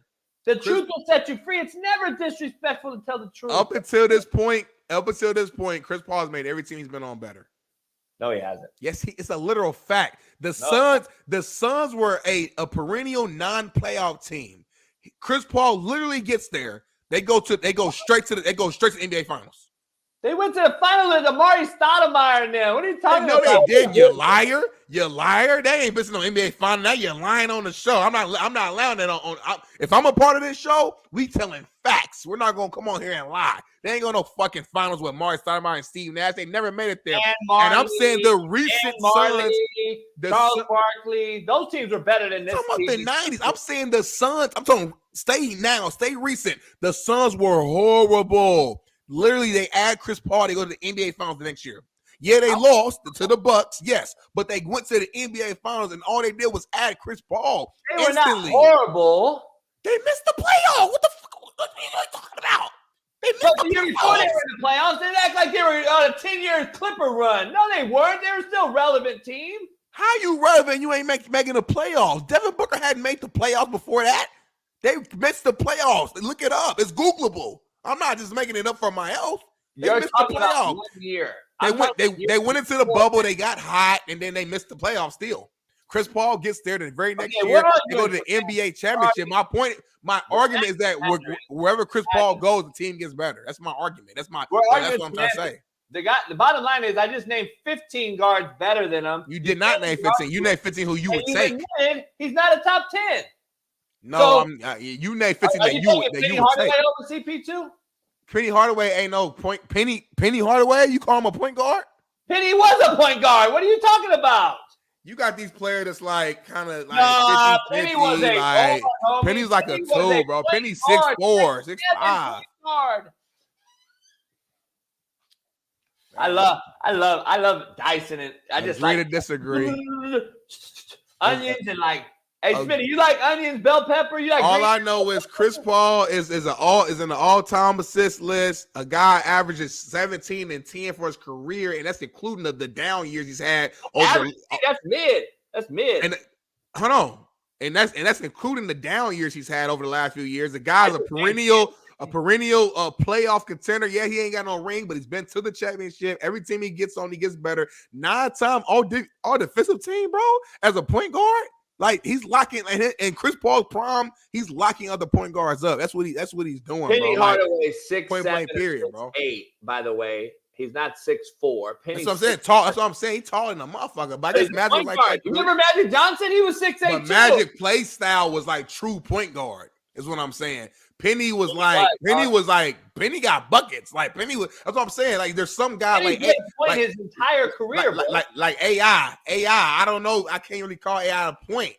You could, I guess, but I don't think of him as a point guard. Is all I'm saying. Okay, now so hold on.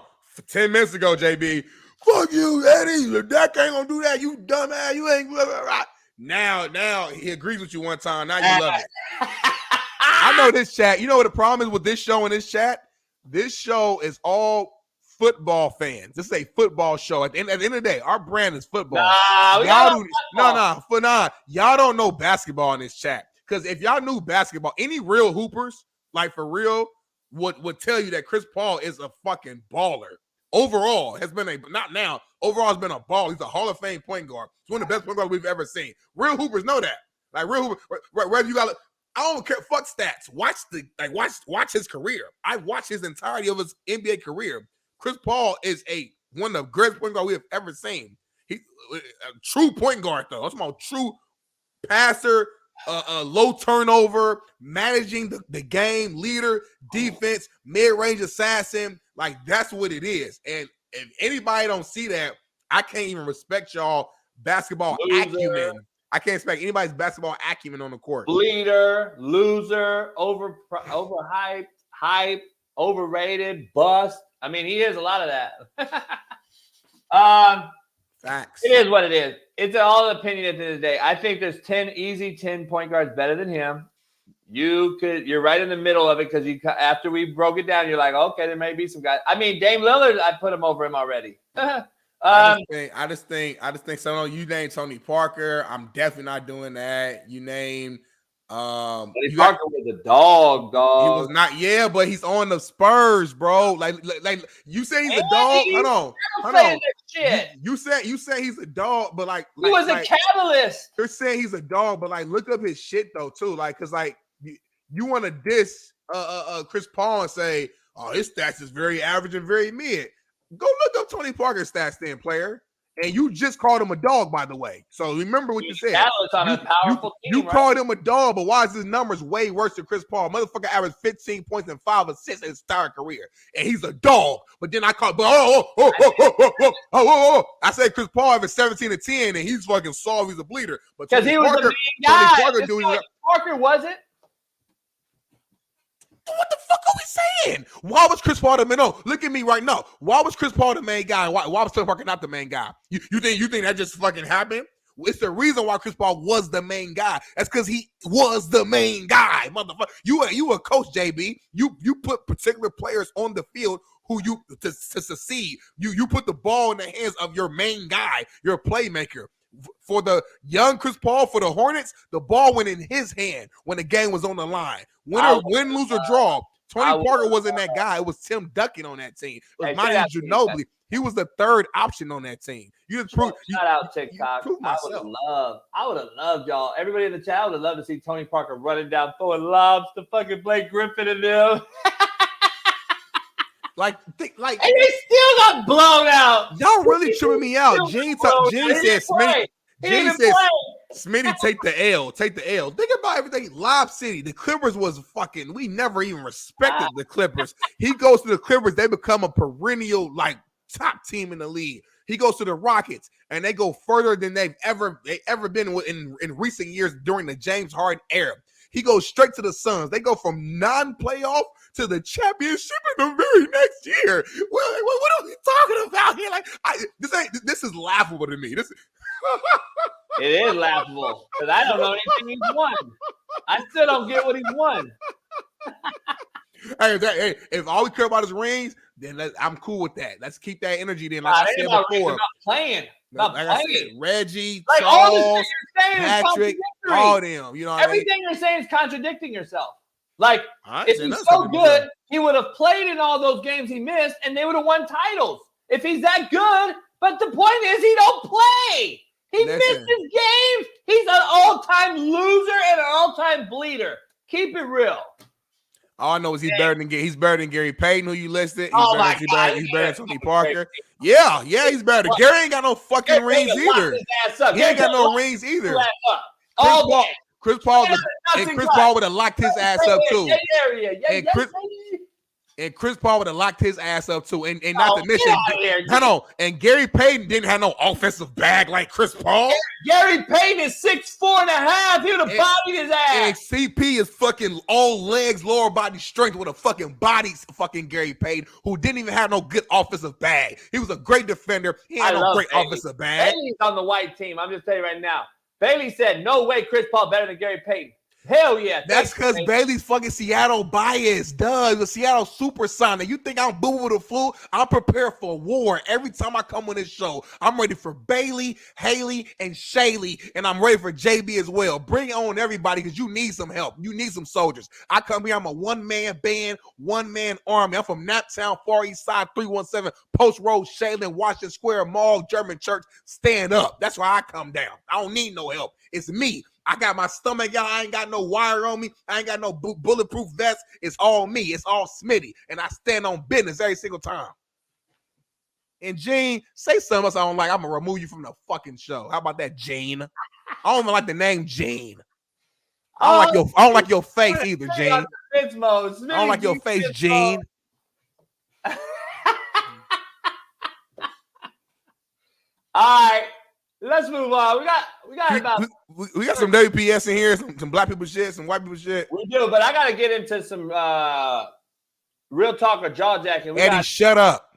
We got a couple real talk or jaw jacking. Let's break down this Draymond Green.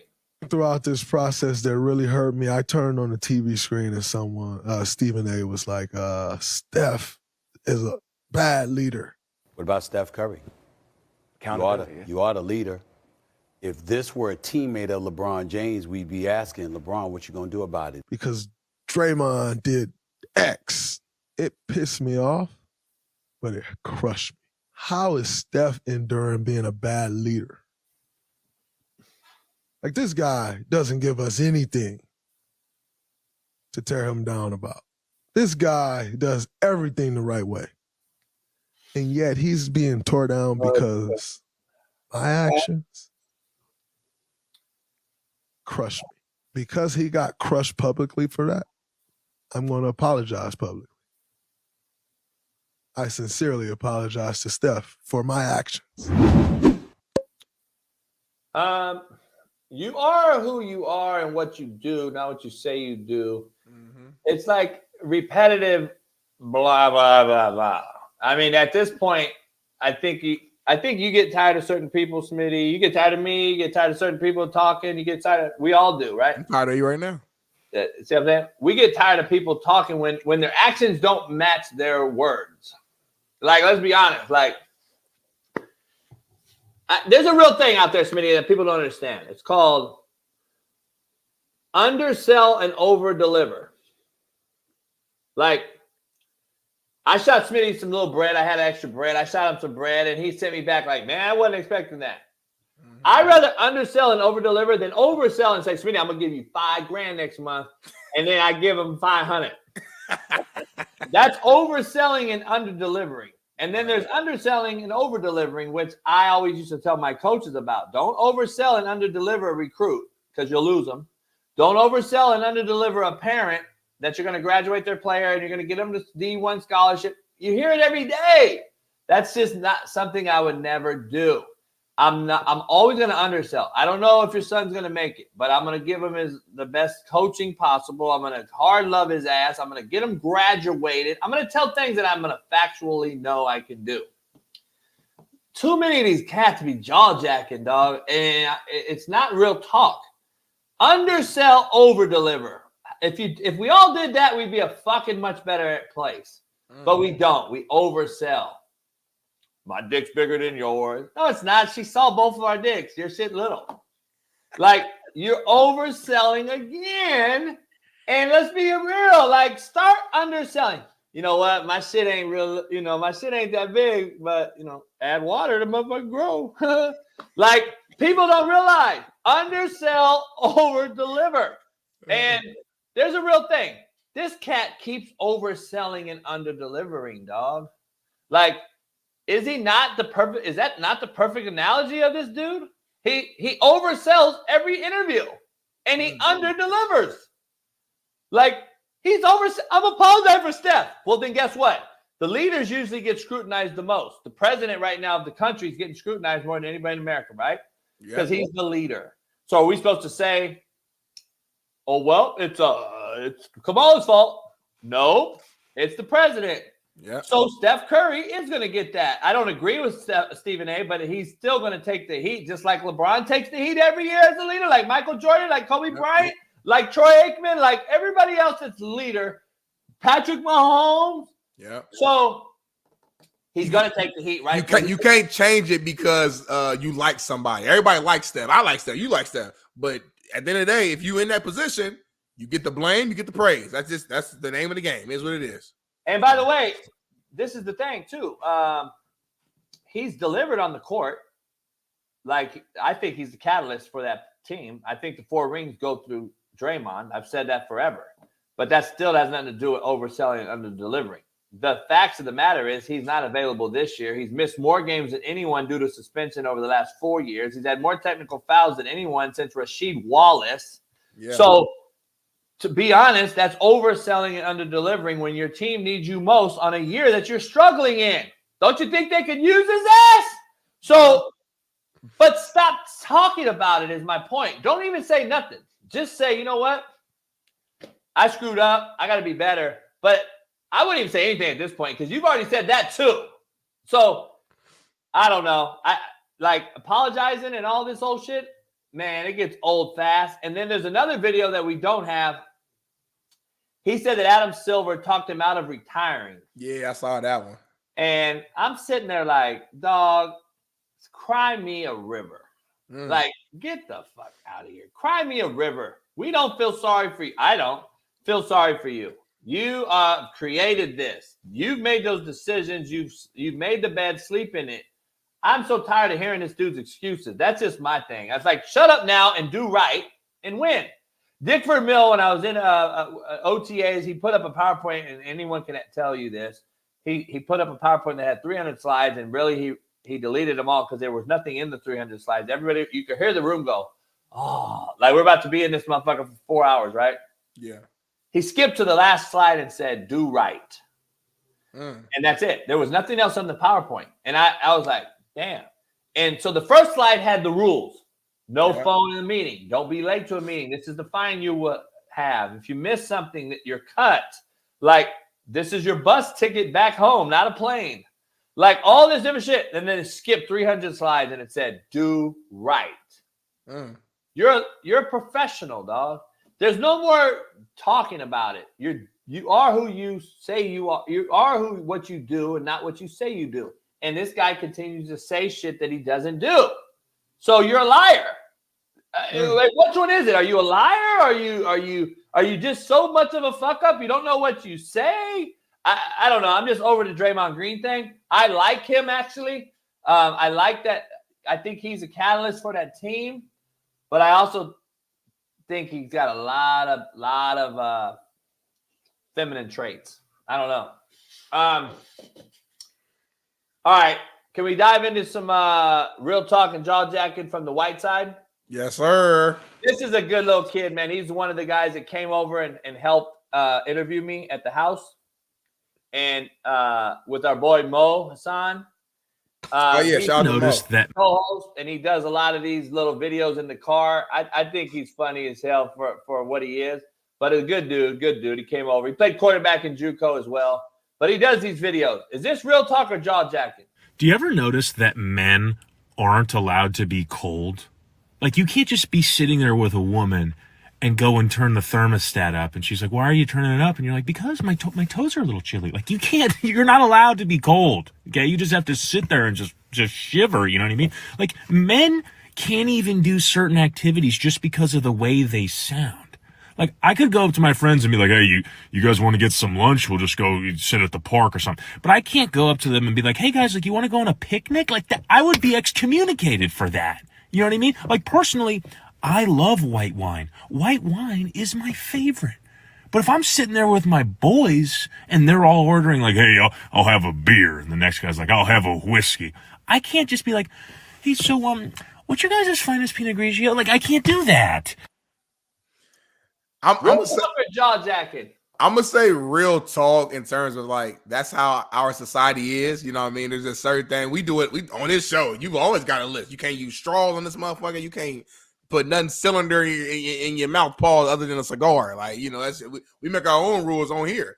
So, but I go against the grain. I ain't gonna lie. Like I'll go to the fucking bar with the homies and let me get a strawberry margarita, sugar on the rim. It is what it is. That's what I want. I want my shit. I want it to taste good. I ain't got time to. I ain't trying to prove nothing to y'all. I'm trying to be hard to y'all. I know who I am. If I want to taste something I want to drink something that's kind of fruity and it tastes good. That's what it is. Judge me if you want, but it is real talk in the sense of the society norms. This is how we look at certain things. Men got to be hard 24/7. We got to just be I don't get cold. I don't have fear. I don't feel pain. I pay all the bills. I get the baddest girls. My dick the biggest. I'm the strongest. I'm the fastest. I'm the tallest. But in reality, man, we got emotions just like women do. We just try to hide it and keep it secure because we want to put out this certain look. You know what I'm saying? So, and 90% of men got bitch tendencies anyway. Keep it real. I'm thinking that we all got a soft side. We all got a big teddy bear. I'm a big teddy bear. Keep it all the time. Hey, JB the nicest motherfucker in the world. I'm telling you right now. Just little stuff on TV. This ain't really him. JB super nice. He'll do anything for you. If I say JB, can I have your shirt? Yeah, you have the shirt off my back. He'll cook. If I say JB, I'm gonna come over tonight. He gonna cook a whole 3-course meal, 5-course meal, whatever. Like this little. He not hard, y'all. He not tough. He a real nice dude. Take care of his people. He loves his people. He for real. Like come on, he's real nice. Sean Mills. We got a saying where I'm from though. You know. I know you from. Don't let the smooth taste fool you. That's what the bottom line is. But it's okay. You should be. I'm a human. What do they call that? I'm a humane.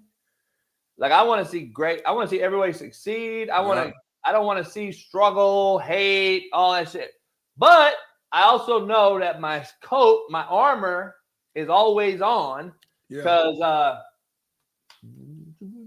JB, I know you. I broke you down mentally. You know we break people down. I broke you down. You were a guy who been through a lot throughout your life, so you naturally have a certain guard and shield because you can't trust people. Because when you have trust people, they've done you wrong, so you kind of have that natural shield. But your true core inside is a loving, nice, soft soul and spirit who wants everybody to come over, hang out, play cards, drink, laugh. Have a good time. That's who you really are, but you can't fully showcase that because the world has done you so wrong. And I'm telling you, I'm right here, right now, JB. I'm telling you live on this show. Put that guard down, JB, just a little bit. Crack open that window slightly. You ain't gotta put it all the way down, but breathe in some of that fresh air outside. That fresh air feels good. It tastes good. It smells good, JB. You ain't gotta be hard and gangster all the time.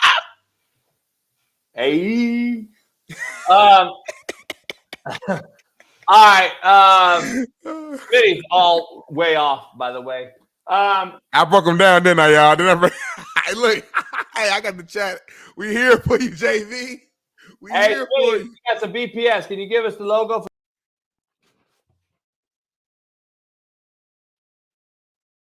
All right, we good.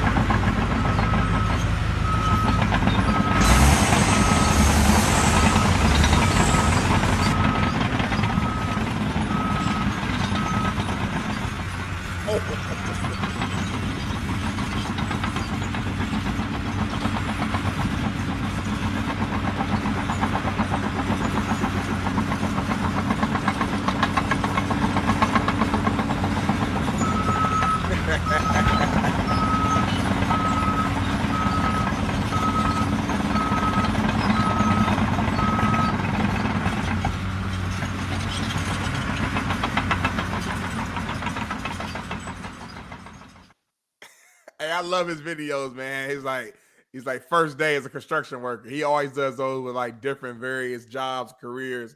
I don't know where he finds these crazy ass videos from though. What was dude doing? He was on his back. He had his legs up AE style with the. Is that what you be up? That's what you be doing? You be doing that? I don't do it like that, but hell yeah, hell no, real quick.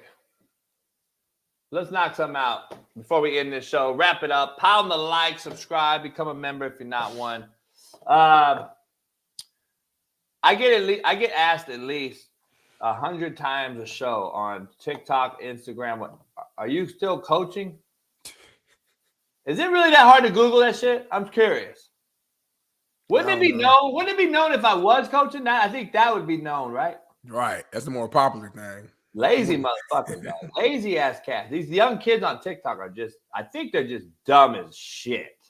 That's what I'm really thinking. I think they're really just dumb as shit. They're gonna go ask their mama. Mama, Coach JB still coaching? I don't want to look it up. I'm tired, lazy, tired. I gotta go night-night. All right, here we go. Hell yeah, hell no. Jim Harbaugh will coach Michigan again next year. Hell no. This is it. He's gone. We all assume it's going to be the Chargers, but I don't know where it's going to be. I just know it won't be in Michigan. Hell no. He's done. Job is done. Job is finished. You know what I'm saying? Kobe got that famous video. Job finished. Job done.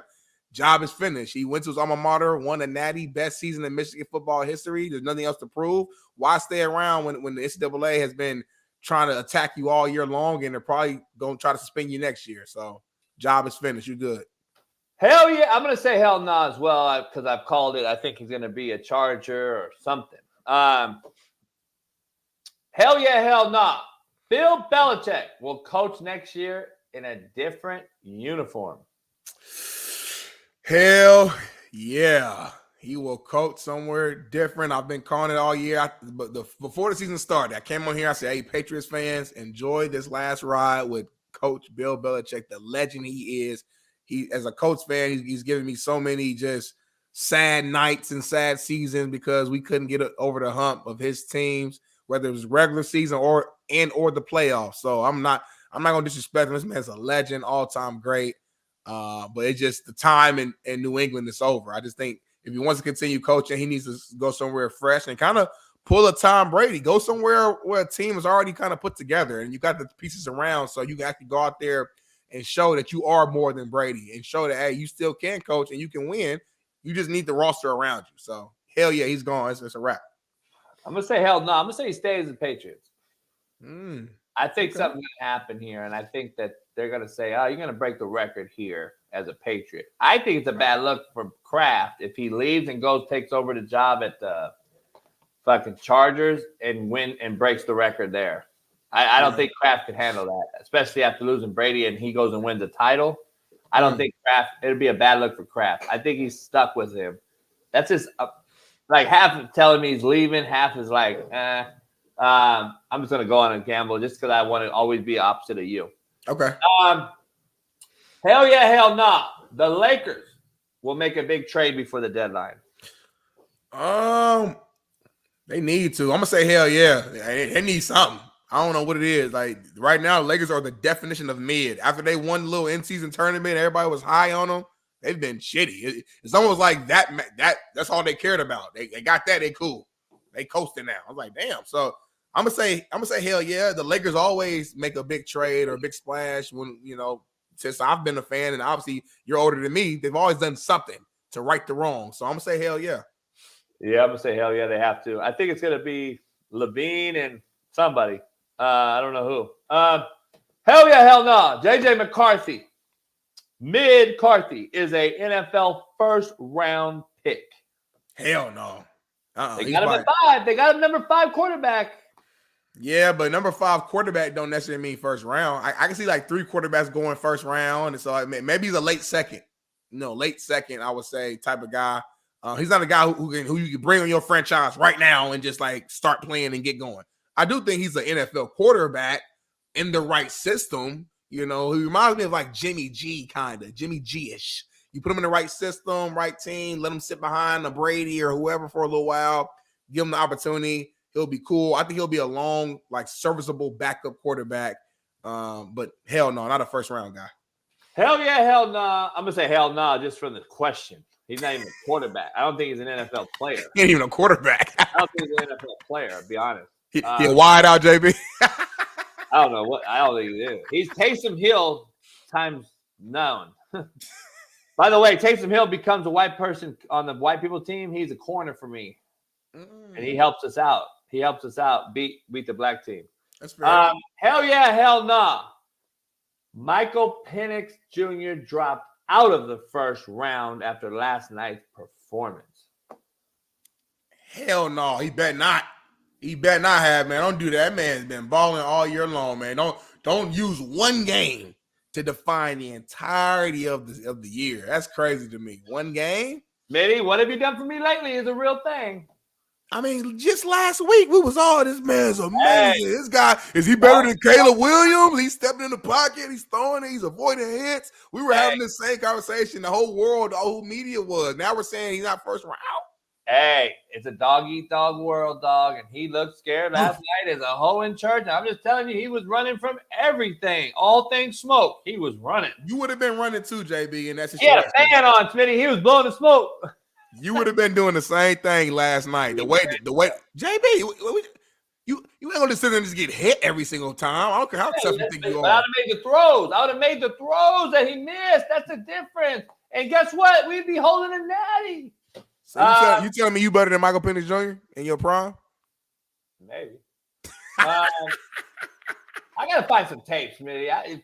The cats that know me. They know. I'm gonna slang it now. Cats don't want to talk about it, but it's all right. I mean, listen, I don't know. Time out. You were with the Chiefs during training camp, so I mean, we'll see. To even get to that point, you got to be solid. I'm gonna get the film out.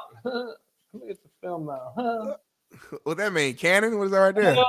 I'm gonna get the film out. We're gonna find some film and get it. I got film, but it's all on tape, VHS and CDs, DVDs. All right, Big Smitty, another Doc Talk Tuesday in the wraps. God, I want to make everybody eat crow and just show you the release, the strength of the arm, the quick feet for a slow human. Show it tomorrow. I got to find them, though, and get them broken down and get them onto this type of surface. So no excuse, just produce. Yep. D. Jones, shut the hell up. Your team not even in the playoffs. Right. Your team ain't even. Where the Jaguars at? The Jags are Jags.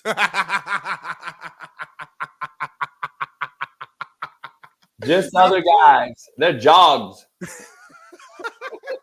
Jags are dogs. Hey, I won $45 on Prize Picks last night. For real? Yeah, I won 50 the night before on basketball game. Teams. I picked players to have over and under. I think Kawhi, I had Harden, I had Westbrook, I had Bill last night. So that's $95 that you won then. So you gonna send me half, right? No, not on this one. Wow. I'm broke. I gotta get a new kitchen. My Beamer's in the shop. Somebody hit me back into my bumper. My Beamer's in the shop. It sounds like fucking rich problems to me. My Beamer's in the shop. You got a Beamer, motherfucker. I want to Bins and Beamers. My Malibu's in the shop. How about that? Hey, your Pacers who dominated the Bucks all year long, Halliburton's out, done. Is it official? Are you just saying? Hey, that? by the way, shout out to your owner, Ursay. He is fighting for his life right now. Have you heard? Oh, man. What the fuck? Let me see. He has a bad illness. They just dropped it this morning, Adam Schefter. And they say he has the best care possible. I hate to see he's under the best care possible. That means, like, this motherfucker, is he dying? Like, yeah, he's got something going on. So, I wanted to bring, Yeah, I'm reading the Schefter tweet. Says severe, man. Hey, T's and P's up for Ursay. I know Ursay can be a little wild sometimes, but I don't wish no sickness on nobody. So T's and P's for Ursay. Yeah, I don't know, man. It's crazy. Dr. Jesse Morris just said, men, I discussed the importance of checking your testosterone levels. All you men in the chat, a lot of you in the men in the chat, a lot of you on TikTok. I think everyone on TikTok, all of you, 21 years old and younger, all have low T. So I know for a fact you do because you're super feminine. Go get your T levels checked, young little boys and girls. Girls, estrogen, boys, testosterone. Go get it checked out on TikTokers because you guys are all soft as runny baby shit. And you know you got low T, you pussies. Hey, it's been great. We're back tomorrow. Work Boot Wednesday. Hopefully we don't get put on timeout because we were on Work Boot Wednesday. For some reason, Wednesdays are a bad thing for us. Shout out for the $20 super chat. Anyone else want to drop the chat money this week for us? Because we got to get Smitty out the hood. We got to get our own studio. We got to get this growing thing going. We're about to enter the NBA season for us as a show and all things real XFL, UFL now. So we're going to maybe go on the road, do some lives in person somewhere, but we're trying to get a studio. So we need some drops, some super chats for us, and we need members. Become a member today. Best $1.99 you can spend, and subscribe to the show. Go on to Mint Mobile, get you a new side phone, get you a burner, whatever you got to do. Mint Mobile, $15, $30, you can do it. Bet online, Prize Picks, AQMS. We got all kind of options, dog. Shit. We're like a swap meet around this motherfucker. So check us out. Pound the like button before you get out of here. And we will see you tomorrow for Work Boot Wednesday. Any last words, Big Smitty, before you head on over to your other position? Hey, man, it's Tuesday. Be great. Make the day. Don't let the day make you. And just remember, man, facts are facts, and that's all I talk on this show, man. See y'all tomorrow, and we out. Peace. Peace. Peace. And facts are facts, and we out. Peace. Missing, we switched it and filled the gap. Smitty and Jason Brown, we killed it, yeah, it's a wrap. We want the games we missing, we switched it and filled the gap. You are now tuned in to the Coach JB